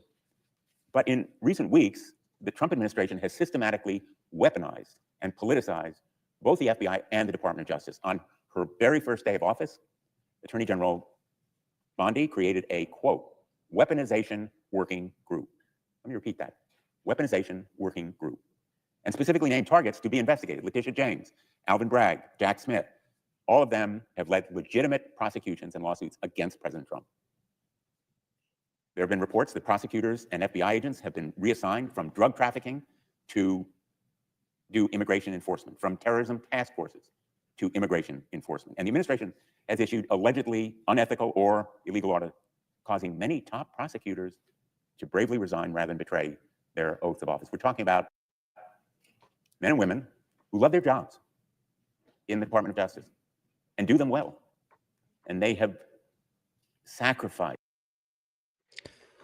It's got to catch up. Give it a second here. I'm going to refresh this. Those here, press play. To immigration enforcement. And the administration has issued allegedly unethical or illegal order, causing many top prosecutors to bravely resign rather than betray their oaths of office. We're talking about men and women who love their jobs in the Department of Justice and do them well.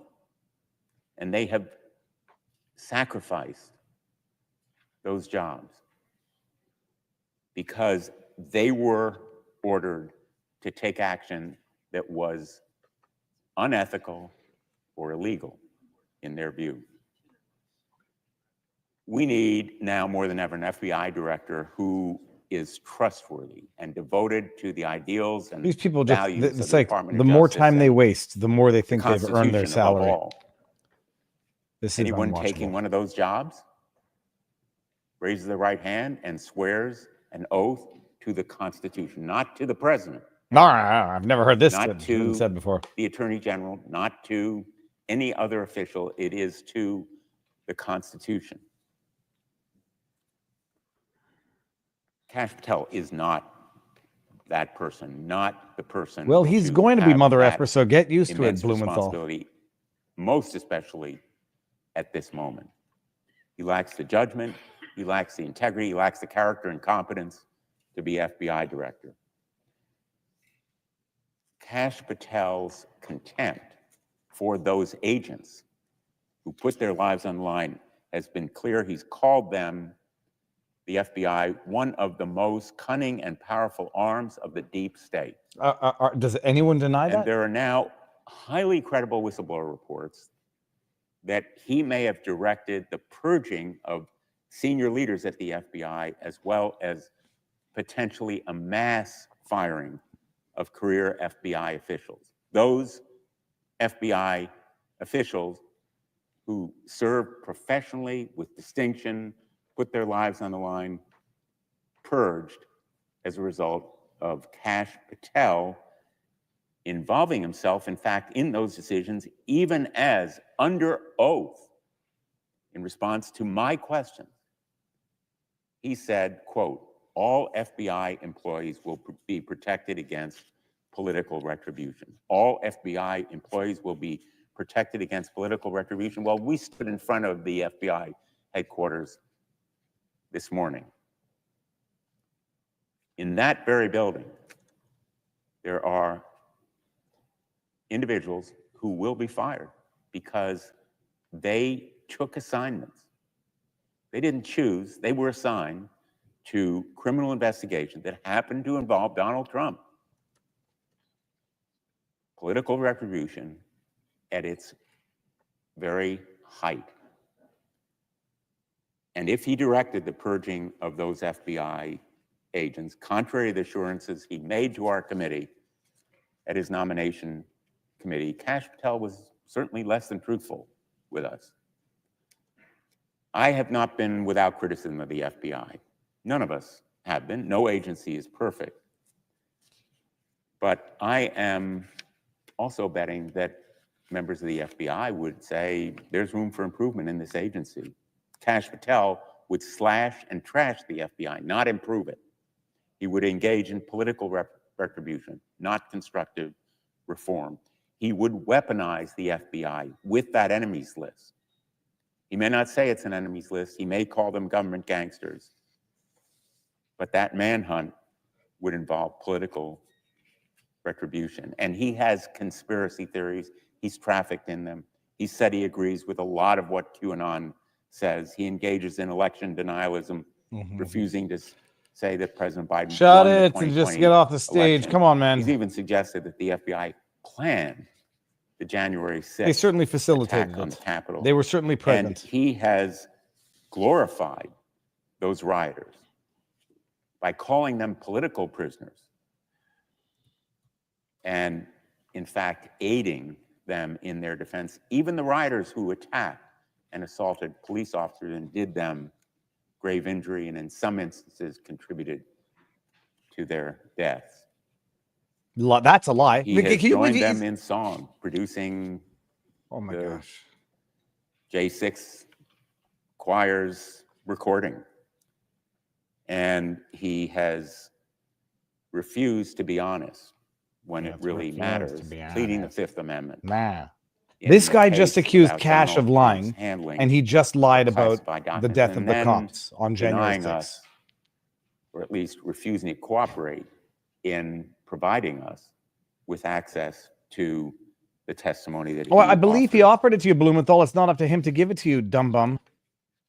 The litany of questionable comments, actions by this nominee shows he lacks the character and competence for this job. I've talked about roughly half a dozen various different facts in his background, statements, comments, actions that would be individually disqualifying. Altogether, they paint a picture of someone who has no proper role anywhere near a law enforcement agency, let alone director of the FBI. I'm appalled that my Republican colleagues voted for him in committee. Well, nobody gives a crap. Unanimously on their side. I'm appalled that Nobody cares. so few may vote against him. The only one is a brain dead. Oh, today. and Collins. But I am absolutely sure of this one thing.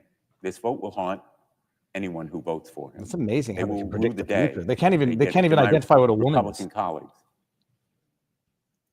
Think about it. Think about what you will tell your constituents, more important, your family, maybe your grandchildren, about why you picked and voted for this person who will so completely and utterly disgrace this office and do such grave damage to our nation's justice system.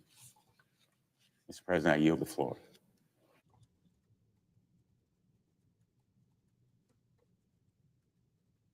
President, I ask permission to speak up to 10 minutes. Oh, God. Without objection, Senator from Vermont is recognized. Thank you, Mr. President, and I thank my colleagues for joining me here today. I oppose Kash Patel and believe he is the dangerously wrong choice to serve as the director of FBI. We all have great admiration for the FBI. The men and women there serve our nation, do hard work every day, and for decades they've served as a non-political agency that protects us and defends the rule of law. I believe that Mr. Patel is on a mission to wreck the FBI. It's his own words. Yeah, I think we agree on that. That's why some people are voting for him. Museum to the deep state.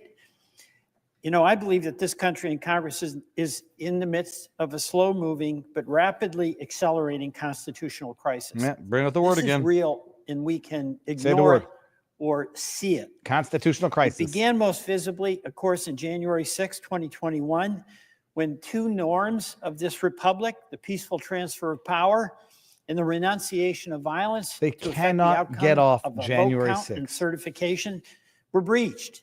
And where many members of the House and Senate also voted against certifying the election of the person chosen by the people in their own states. The president continues to say that the election was stolen.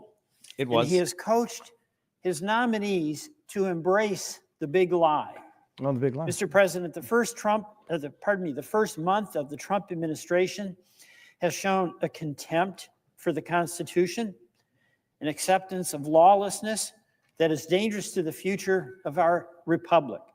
President Trump's election denialism was only an early sign of his disregard for the norms and requirements of the Constitution. Now empowered in a second term by a Congress and a judiciary which refused to assert their independence, Mr. Trump has enacted executive order after executive order to dismantle our institutions. He doesn't have the authority to do what he's doing. The federal funding freeze, clearly unconstitutional, invasion of the Article 1 power of the purse, shutting down agencies created by Congress without authority, revoking birthright citizenship, a constitutional provision that he asserts he can do by executive order, removing leaders of independent agencies created by Congress, clearly unlawful. Firing inspectors general in violation of notice requirements created by Congress, unlawful. Firing government employees who have civil service protections, I'm sorry, clearly they unlawful. serve at the leisure of the Pushing, president. Really, a quid pro quo order at the Department of Justice to drop charges against a corrupt mayor in New York so he'll accede to whatever the wishes are of the Trump administration regarding local enforcement. And that's It's only just, a this is short the list. same verbal We diarrhea have reached a over and point over and over where a again. federal judge has found that the White House defied his order to release billions of dollars in federal grants, marking the first time that a judge has expressly declared that the Trump administration is disobeying a judicial mandate. That is trouble. The country is headed into a situation where, in addition to acting without authority, the president and his enablers are indicting. He will defy rulings from the third branch of our government. Vice President Vance has made it very clear what his point of view is on judges. Judges aren't allowed to control the executive's, quote, legitimate powers. And if the courts don't like it, let them enforce it. Of course, under our Constitution, since Marbury versus Madison, the court is the final arbiter of what is legitimate or what is not. And the executive branch must enforce the laws as interpreted by the co-equal branch of government. Mr. President, it is my view that this administration is showing maximum contempt for core constitutional values, including, most importantly, the separation of powers. This is not about They're what the supposed to president's vote already. agenda It's is. 150, man. This is about his disregard about the limits that apply to each branch of government. And we have a dilemma. There are many in Congress that are fully in support of President Trump's policies. That's his right to pursue them, any member's right to support them. But it has to be that we accept our unique responsibility, each of the 100 U.S. senators, that we have to guarantee that in pursuit of those policies, it is done within constitutional boundaries. That is the glue that has held this country together through thick and thin for nearly 250 years. You know, this is not just talk about civic aspiration. It's a recognition that the separation of powers, that the system of checks and balances, we're custodians of that, each of us here. That the concept of the executive's ambition should be matched with the ambition of the legislature. That's what's held us together through the turmoil of our own history. We have fierce debates about important public policy matters, but what allows us to resolve them, despite intense disagreements, is staying within the guardrails of the Constitution. That process is being threatened directly and aggressively. The president's attack on our Constitution on January 6th has continued to this day. We've witnessed a renunciation of the decision that the American people made in the 2020 election by President Trump's nominees. Many of them who came before us, including Mr. Patel, were unable to simply say who won the 2020 election. It was stolen. They continued the Stop the Steal narrative even 4 years later. It was stolen. And now we have President Trump in his first month in office acting in ways that continues to challenge the constitutional order. I'm voting against Mr. Patel primarily, but not exclusively, because he's clearly an instrument in that effort to continue eroding the precepts of the Constitution on separation of powers. And I urge all my fellow senators, Republican and Democrats, to embrace the responsibility we have to assert our responsibility and authority as a co-equal branch. This is a difficult time, particularly for many of my esteemed colleagues on the Republican side. You may support as I mentioned, the policies of the president, but we've got to take a look at how he is going about trying to implement them. That really matters. We are all custodians of the constitutional order. I'm regarding what President Trump has been doing in his first month in office as an illegal rampage. Illegal. It's a rampage of illegality. He's showing a contempt for Congress and a contempt for the United States judiciary. Mr. Patel has signed on to that agenda. He isn't just someone who will be forced to participate in the president's campaign of retribution. He's an active participant. He's got his enemies list. We know this because his own words said what the FBI is, what was the FBI doing planning January 6th for a year? No basis for that other than to set up the attack on the good men and women of the FBI. Mr. Patel is the one who created a list of deep state individuals. This is like Russia kind of stuff, half of whom are Republicans in the so-called deep state. And he called it nothing more than a cabal of government gangsters and allies. This is the department he's going to be leading, really. And he's the one who said, thank you to President Trump for helping put so many government gangsters in their place. Mr. President, Mr. Patel is not the person to lead Yes, he is. the FBI. Get to the vote. And my hope is that all of us should consider what Mr. Patel will do. He's going to use the power of the FBI to go after all those in government, those in the media, and those across the country he doesn't agree with. He cannot serve as the next director Well, he will. of the FBI. He is going to, and I he yield will. back. Good. Yield. Shut up. Get out. Vote. All post-closure time has expired. The question Good. occurs on the nomination. Do it. Holy sh! Oh my God! I'm going back and forth with Encryptus behind. Here, me. sufficient second.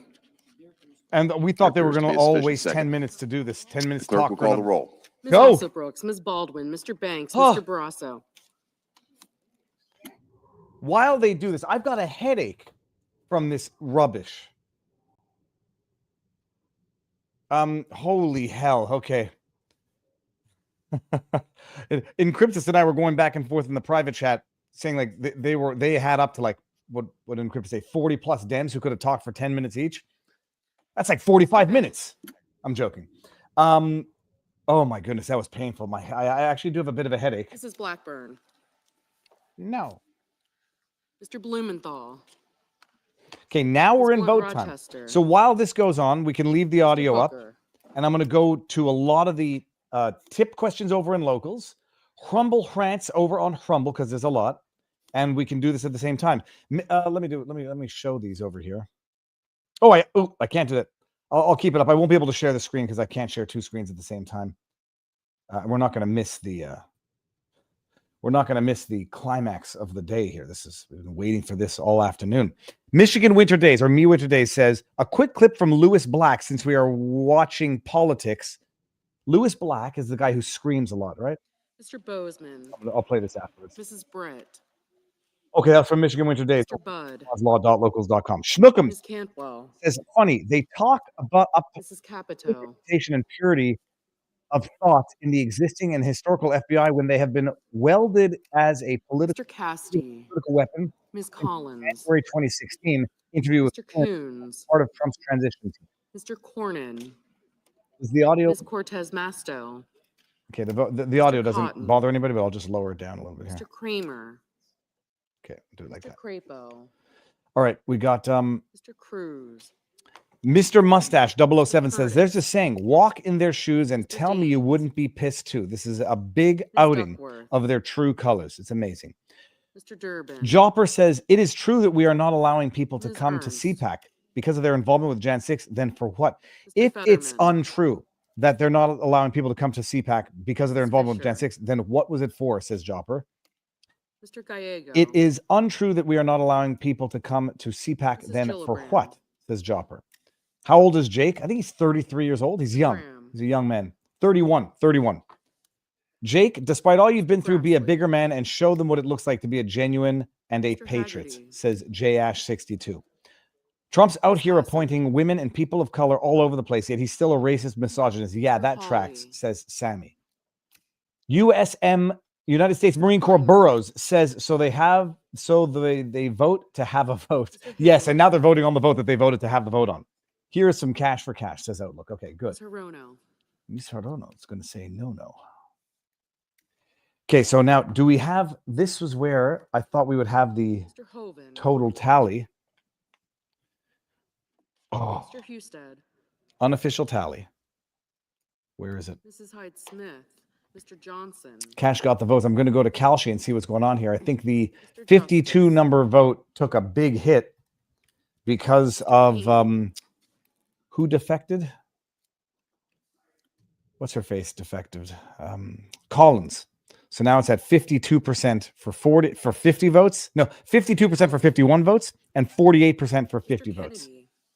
But it looks like Mitch McConnell.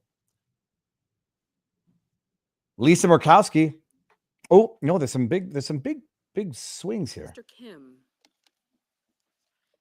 I guess Lisa Murkowski voted no. Ms. Klobuchar. Mr. Langford. Mr. Lee. Wow. Lisa Murkowski looks like she voted no. Mr. Lujan. Ms. Lummis. Okay, I'm going to read some tipped questions. I'll do the Rumble rants afterwards and the tipped questions. Here, I can bring these up. Audio is just fine. Okay, good. Is it fine now or was it fine before? Mr. McCormick. Mr. Merkley. Okay, let's see here. Mitch McConnell's still at 23%, so we don't know which way he's voting. Moody. Yeah, Murkowski's down to 2%, so I guess she did vote no. I guess they can see that on the floor.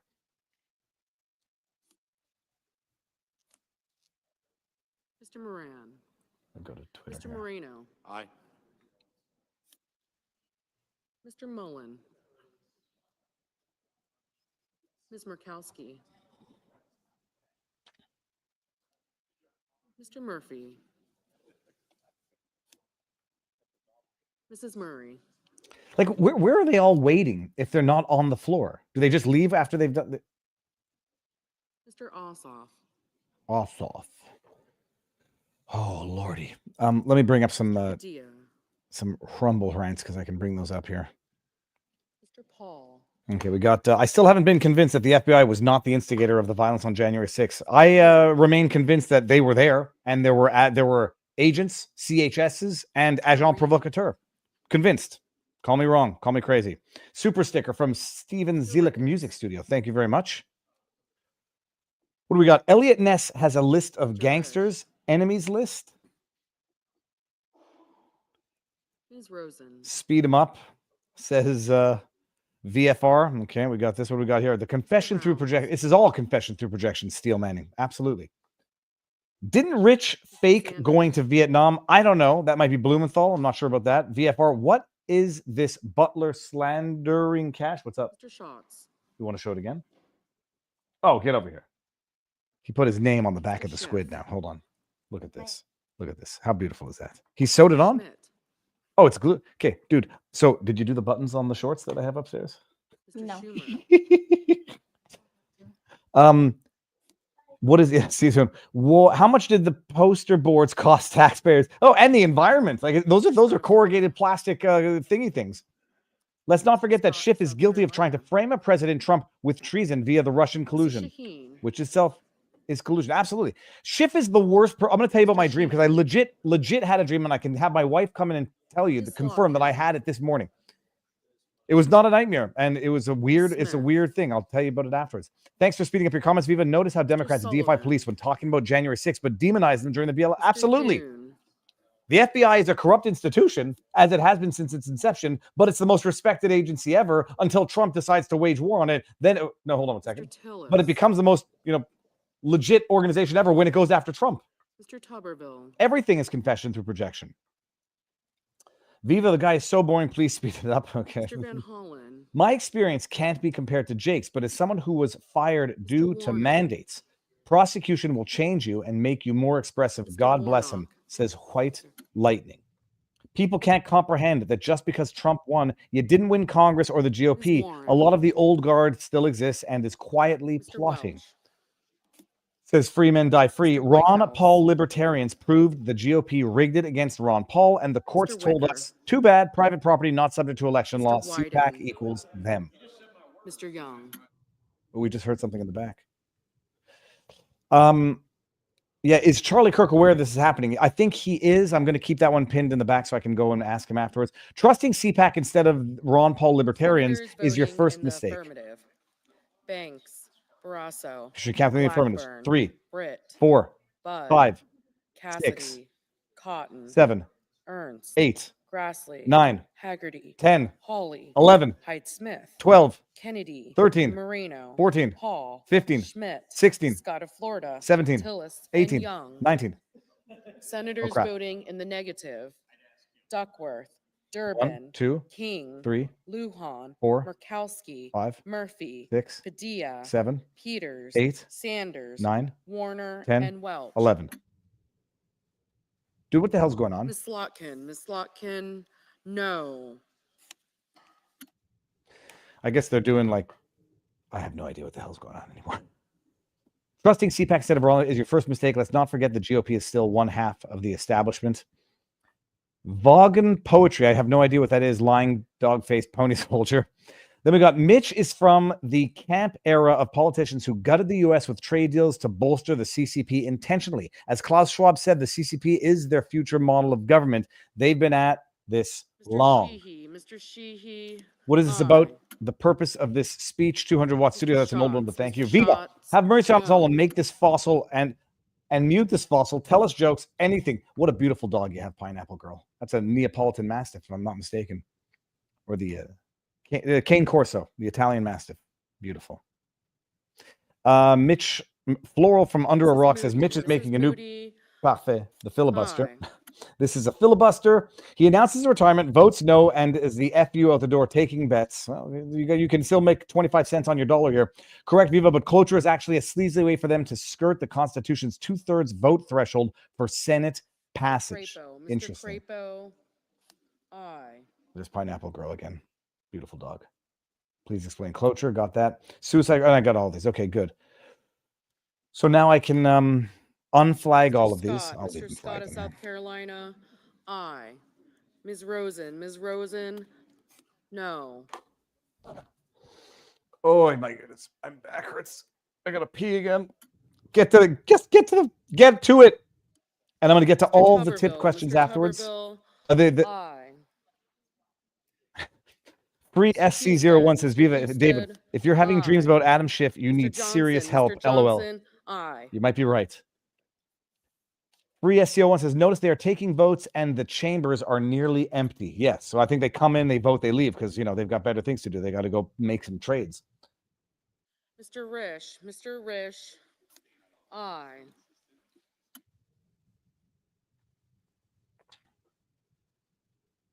Mr. Kelly. Mr. Kelly.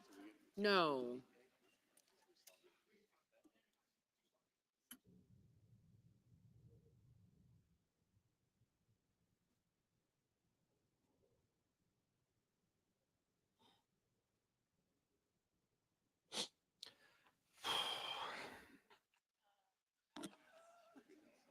Mr. Ricketts. Mr. Ricketts. Somebody's named Ricketts. Aye. That's unfortunate.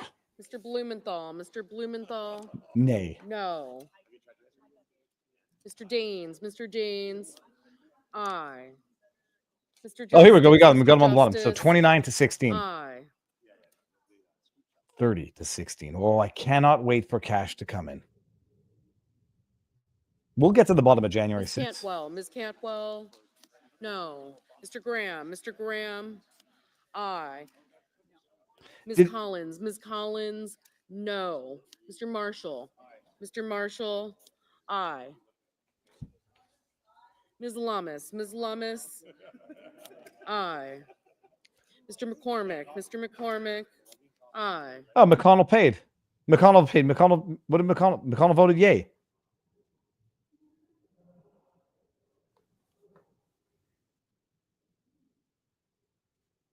Mr. Schumer. Mr. Schumer.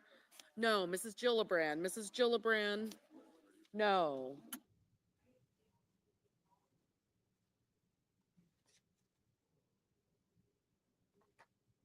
Mr. Sullivan, aye.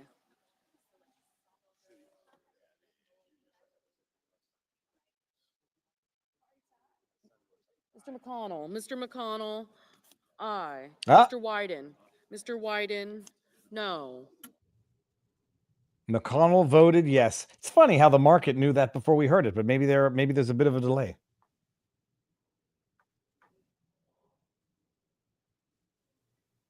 Ms. Alsobrooks, no. What is this going to do to the overall vote now? Mr. Kramer, aye. Ms. Blunt Rochester, no. Mr. Kim, no. Mr. Merkley, no. Mr. Langford, aye. Kalshi right now is saying 98% for 51 votes. Mr. Keen, no.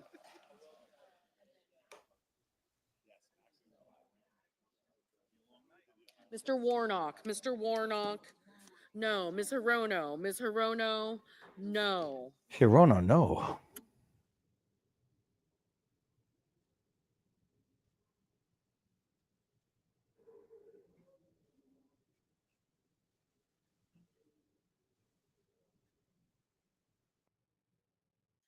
Mr. Booker, No. no.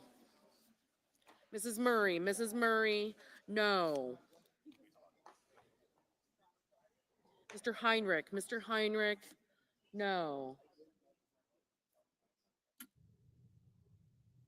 Ms. Cortez Masto, no. Mr. Rounds, aye.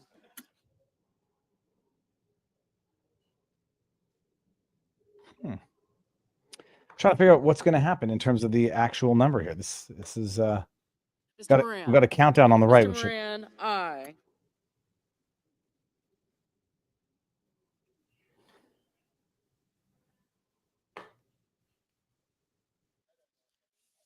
Mr. Reed, no.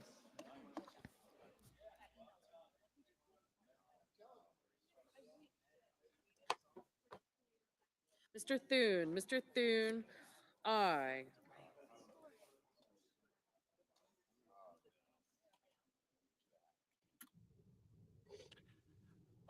I don't know. It's not that intense because. Mr. Cornyn, aye. Okay, so the aye yay is in real time. It looks like. Ms. Warren, no. No. Ms. Hassan, no. Mr. Ossoff, no. Okay, so we're getting a bunch of no's here.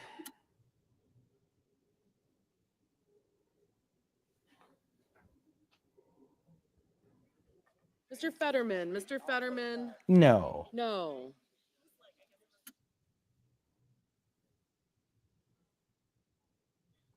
Ms. Smith, no.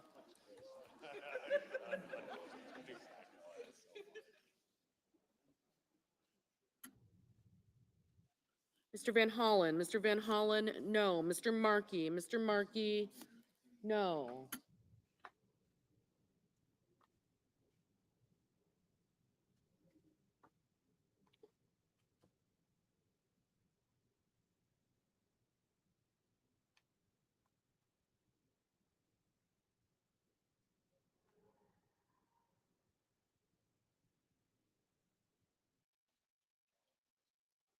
Mr. Coons, no.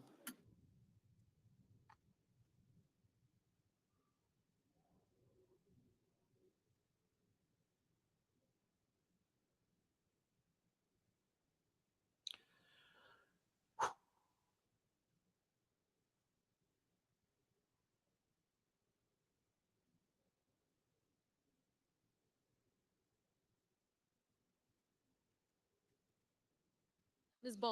Baldwin, no.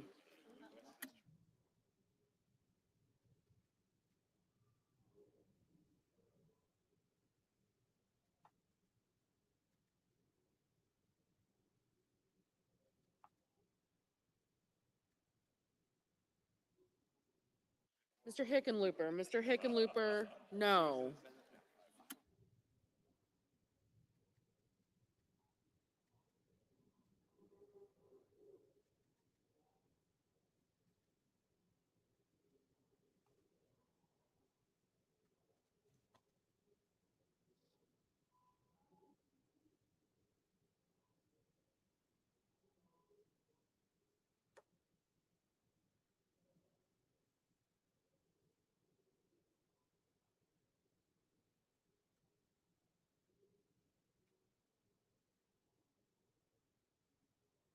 So where is hypothetically, if it's a tie, where is JD Vance is at CPAC? Does he have to be present to break the tie? How does that work? Let me see if I've not been paying attention. Sources are calling it 51-47. The only question is whether or not anybody who's betting on this is willing to take a bet of 50, because that's at 50% right now, 15%. So you could make 8 to 1. You can make a lot if you bet. Oh, who the hell? Mrs. Shaheen, no. They must think they're very happy now. They're in the lead, 44-42. Nay to yay. Is it done? What am I looking at? I'm going to go look on Twitter here, see what's going on. Oh, lordy, lordy, lordy.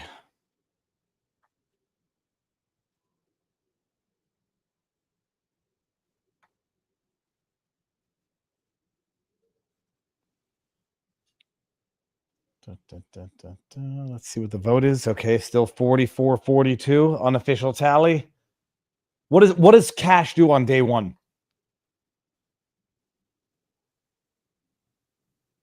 Apparently, according to Encryptus, the Senate live streams are on a 5-minute delay. So is it a done deal? Let me just go to I don't know. We'll pick a news outlet here.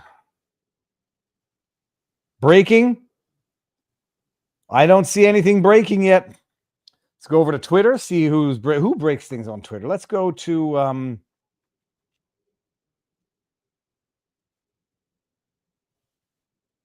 Mr. Bozeman. Oh, my butt hurts. This is. I don't see anything on Kash. Let's see. What do? I want to go to breaking here. Kash Patel trending. What are people reporting on Twitter? Kash confirmed as FBI director. Tweets Valor. Okay, well that's one. Kash Patel confirmed, says Michael Garibaldi. Kash Patel is coming for you all.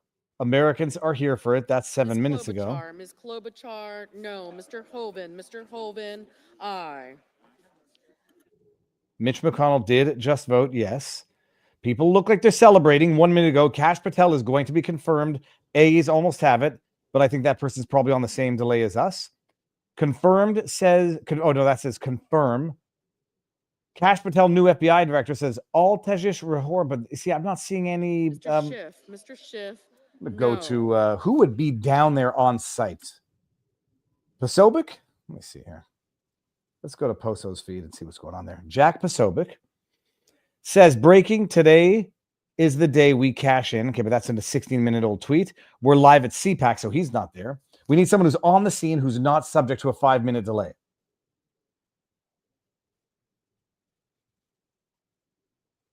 Well, while we do that, let me go see if we've got any more. Okay, we got nothing there. Let's go over to vivabarneslaw.locals.com. Free SCO1 says 51-47 Kash is in. Free SCO1 says we are still going to primary Miss Lindsay here in South Carolina. David, if you are having dreams, okay, I'm going to tell you about the dream afterwards, so stay tuned, people. Kash is in.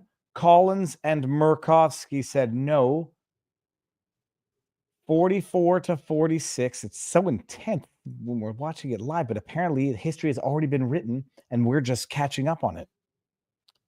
10 to go, but we're on a delay here. Let's go over. We're going to go to Rumble afterwards and get all of the Rumble rants.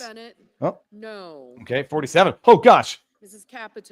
Capito, aye. Yes. Okay, 45-47. Mr. Wicker, aye. Yes, 46-47. Come on, bring them all in. Bannon's War Room says confirmed.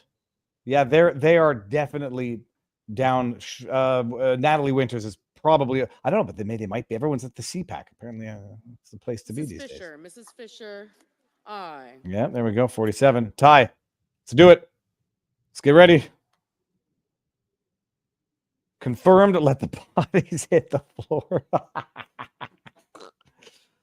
Oh. Come on. Just do. Well, there's only 4 more, so it's got to be 4 eyes. Unless there's a glitch in the matrix.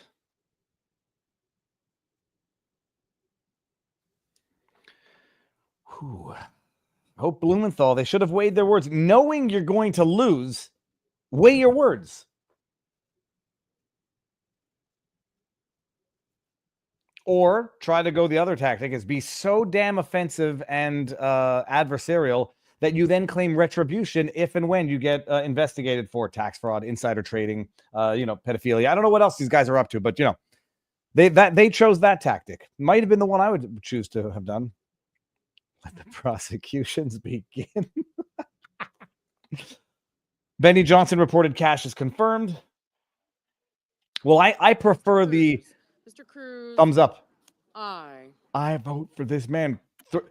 Woo, woo. This I don't. When has there ever been tighter confirmation votes than this presidential election? I don't ever recall being. I've never followed this like with such vigor. But when has there ever been this level of tightness in the nominees, like across the board, not just a one-off where they squeak by or they get refused by one? All of them, because this is partisan bullshit. It has nothing to do with the qualifications of the candidates.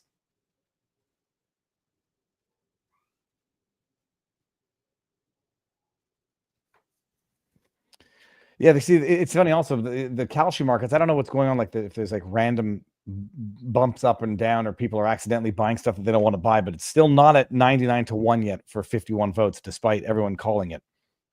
But if we're going back to Twitter, home, something about the Pope. I don't know what that is.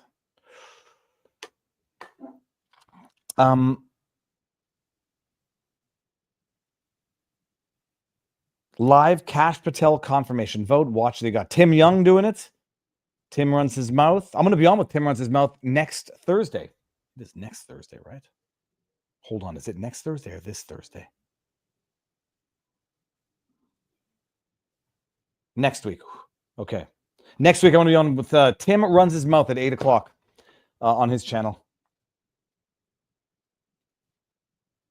Man, it's so apparently it's been confirmed. I'm going to go back to Jack's Twitter feed. Okay, he's got nothing there. No news. I'm going to go to Benny. See what Benny has to say. But Benny, 46 seconds ago, hop off the live stream, head over to the Senate floor to confirm Kash Patel.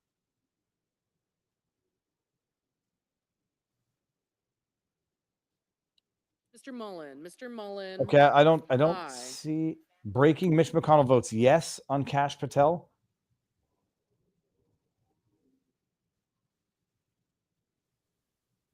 Okay, I don't see anything confirmed. I mean, look, we're gonna wait. It's 49. Just get one more and 2 more. Mr. Lee, aye. 50. So, but we need the 51 or the tiebreaker.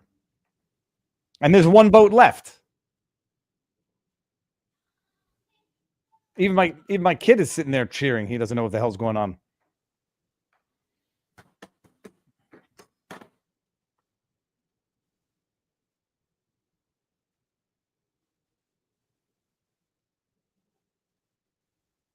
Just 1 more. That's all we need. Just tell us already so we can get on with the day. Mr. Gallego. He's going to say no. No. Okay, 50-48. Okay. 3 votes left. Now there's 2 votes left.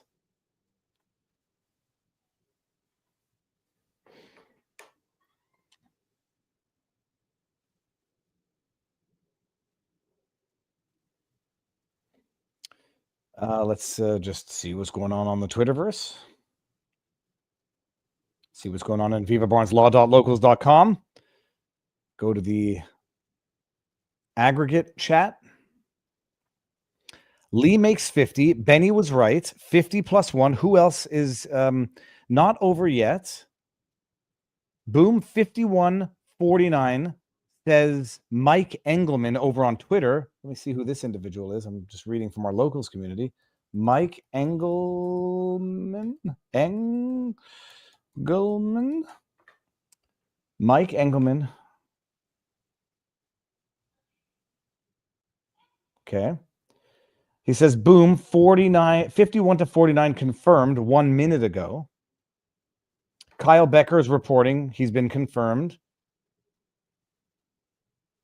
But some people were saying 51-47. Now it looks like it's going to be, holy cows, they really...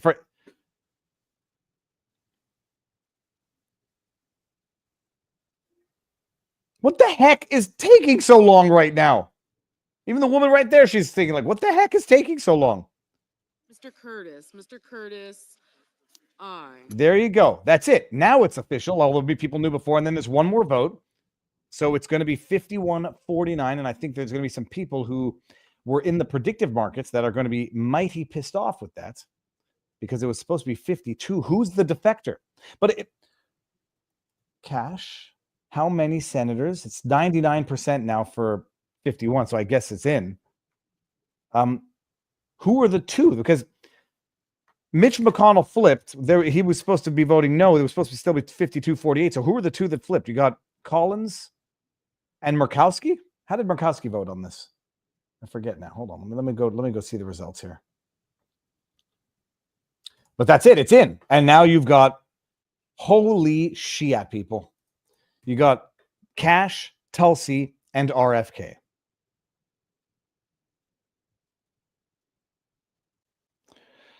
Okay, so Murkowski and Collins both they flipped, so that's why it's 51 and not 53-47. That's weird. Well, that's it. It's over, people. Let's effing G is right. Hold on. Arrest everyone. Well, that would be counterintuitive. Let's effing. I want to get this one. Is what I'm trying to get. This one. Let's effing go. It's happening. What a time to be alive. Indeedy, sir. What I'm going to do, by the way, at the end of this, everyone on CommuTube, once this is confirmed, I mean, it's confirmed now, we're just going to take a little bit of a celebration. I'm going to give everybody the link to Rumble. We're going to go over there and read a bunch of these chats. Or you know what, let me go. Mr. Whitehouse. White House. No. Link to Rumble. Here, I'll give link to locals. And that's it, people. It's done. That's it. It's done. It's done. Locals. Now, what's the first thing that he does now? I want to go see what the yeas are 51. Eat it. The nays are 49. Eat it. Confirmation is confirmed. Blumenthal, White Under House, the previous Schiff, order, you the all motion better to reconsider is considered made and laid upon the table, and the president will be immediately notified of the Senate's actions. Holy cows, people. Yeah, Schiff, White House, Blumenthal, Durbin. Who's the other one there? They all asked for a serious amount of trouble, and their opposition and their protest to Kash Patel had very little to do, I say nothing to do, with Kash Patel's credentials, but only to do with their own actual culpability, and we will find out sooner than later. All right. Oh, so that's it. We can end the share screen now, people. What a time to be alive, indeedy. Let me, first of all, everybody's going crazy over on Rumble. Let's see it. Look at this. Clean up a few cells at Gitmo, says Pile_G99.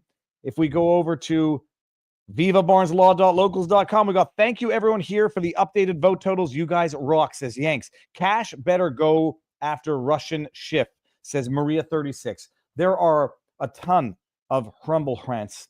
But by the way, everybody, before you go and before I forget, because I'm terrible at doing it, make sure that you are subscribed and you have notifications turned on. Take 30 seconds now, 5 seconds now to do it on whatever platform you're on. Oh, somebody's talking. Hold on.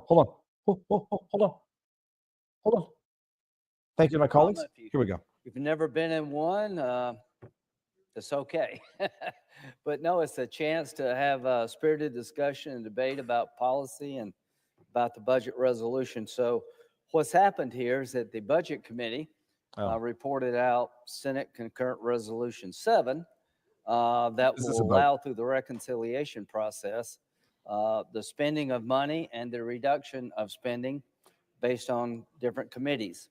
This resolution allows for $175 billion of border and immigration policy enhancements, but it doesn't spend a penny. It allows the Judiciary Committee I and the don't think we need to Homeland listen to these Security people. Committee to come up with a up to $175 billion plan to secure our border and do immigration reform. And what will happen is that those two committees, Mr. President, will work with the Trump administration to meet their priorities. Okay. There's nothing We in don't- this we don't need this. resolution directing one dime of spending. I'm closing it. I don't want to, we don't need to hear that. What we need to do is two things. Make sure you liked, shared, subscribed. Well, you don't need to share. Subscribe, notifications turned on. What I want to bring up, because shameless plug, because I often forget to do it because I'm an idiot, is the children's book, Louis the Lobster Returns to the Sea, that I've written. If you haven't known this, I'm a self-published author with the help of my wife. #1 publication of all of Book Earth-a-thon. Share screen. Go here. This is what I want to share. Bada bing, bada boom. Are we looking at it? Louis the Lobster Returns to the Sea. 5-star reviews, people. 9 ratings. We can fix that. Get the book. Here's the link. You can all go and get the book. It's a children's book. And like I always say, no one has ever regretted buying a children's book. Let me go to the comments, go to the chat, link to Amazon. If you want to get it, go ahead. Christmas is coming up in, I don't know, 9 months. Louis the Lobster Returns to the Sea, illustrated by Abigail Martin, the daughter of a member of our Viva Barnes Law.locals.com community. The link is there. Okay, now let's get to the Crumble Rants, people, which have been building up and accruing all day. Avengers Assemble, says Fickle Thinking. Fickle Thinking says Unleash the Project 2025. Cindy Jessup says, this is so painful to watch. McConnell voted yes. Who would have thought he'd actually go out on the right side of history? I know a lot of people are going to have lost a bet on that. And I couldn't, whatever. Democrats are evil, says Smooshy. King of Biltong, Smooshy. That's the name of the walrus that, although I think it was IE, that Phil Demers, Canadian hero, saved.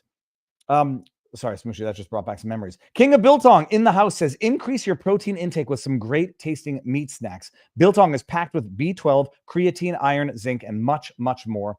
Get biltongusa.com, code VIVA for 10% off. I believe McConnell voted yes to allow Collins to vote no. Yeah, that's some weird jockeying there, like why Collins would vote no here, but vote yes on the last two, which were arguably more controversial. MB of LAZ. These morons are the same idiots that voted to put Jackson on the Supreme Court. Let that sink in. Love your content, Viva, says Riche 17 hier. Rice 17 hier, which means something about Reese 17 yesterday in French. Fickle Thinking says confession through projection 1000%. Finboy Slick says, hold on, my chest started hurting there for a second. I would like to personally thank Ethan for interrupting those idiots. Please stay on stream as long as possible, kid. Tell us all about every invertebrate. The ones on screen are already fried. Crash Bandit says, so no jab, no job was not a loyalty test. Shifty McShift for brain shithead. Sorry, I didn't say shithead. I meant shithead. Wesley1924 says, can't tell if Shift's neck is holding his head up or keeping it from flying away. Keith O'Higgins says, Jake and other political prisoners don't need CPAC. However, CPAC needs Jake and others when elections come near. UP True Breed says, Viva, please tell Jake his supporters are on here, want him to go back. I'm sure he's watching and I'll tell him anyhow. Denise Ann 2 says, Ann Vandersteel posted this. CPAC should be ashamed. Let me grab that and bring it up afterwards. Rhea Beth says, I am watching CPAC. There are J6ers there sharing stories with the audience. Good. Stoner with a boner says, we need to throw our own CPAC with blackjack and hookers. Remember, everybody, me reading a comment is not an endorsement of the content, message, or activities described therein. Keep your schmeckle in your pants and don't gamble more than you can afford losing. Sancho Relaxo says, Glitch Mitch, the outgoing Mike bitch. MIC. Oh, Glitch Mitch, the outgoing Mick bitch, which is MIC Military Industrial Complex. Not bad. Not bad. It's creative alliterations there. Squishy Hunter says, the worst thing about Canada is that one half of the country speaks French and the other half less than that. First of all, I don't think it's one half of the country whatsoever. It's 85% of Quebec. I think it's about 50% of New Brunswick and maybe Nova Scotia, which is a very small province. And I think it's 15% of Ontario, if I'm not mistaken. So it's a lot, but I don't think it's 50%. Denise Antu says Argentina President Milei might have been involved in a meme coin rug pull. Or was he set up to take the fall? I hope he didn't knowingly have anything to do with this. I talked about that yesterday, or it was a subject yesterday on the Unusual Suspects. And that was one of my theories, is that they set him up to fail so that they could, on the one hand, discredit him because nobody liked Milei from a populist perspective. I should say, because he was a populist president-elect, the powers that be didn't like him. They don't like the autonomy that comes with crypto. And so this is a double takeout, set him up to fail by having him endorse a meme coin rug pull or rug pool, whatever it's called. So that's one of my theories, one of my operating theories. Christy Dawn 85 says, I have transverse myelitis as well. I feel her pain. Mine was caused from SLE lupus. They tried to give me the jab, but I refused for fear of more neurological damage. Sending much love. Sis, thank you very much. Okay, dudes, we've actually done it. Wow, what a freaking day, people. It's amazing. It's a new America and a time to be alive. All right, we're gonna do a short after party on locals because we're gonna catch up on some chat there. If you can come over to locals now. It will not be supporters only because I was using StreamYard today because of the nature of the guests popping in and out. Link to locals. So come on over to locals if you want to have some after party discussion. And then I can do this until my wife says, Viva, you got to pick up some kids, do some stuff. Cash and Collins said no. Cash is in. Collins and Merck said no. Yeah, we got this. All right, everybody. That was amazing. Thank you for being here. Tomorrow is Friday. I think I just got a request to see if I could do the unusuals tomorrow, but I'll see if I can or if I can not. Let me see. That is it. We've done good. Let's see what's going on CommieTube. Before you go, drop a thumbs up, which is beautiful. There's more thumbs up on CommieTube than there are people watching at this point, which means people do it before they leave. On Rumble, we are at, let me see here. Let me hit the thumbs up. I haven't done it yet myself. Oh, nearly 2,000 thumbs up. That's great. Subscribe, yada, yada. Come on over to vivabarneslaw.locals.com. We're going to have a brief after party, but I'm going to have to go relieve myself before we carry that on. Thank you for being here. See you tomorrow. You know where to find me. You know where to find everything.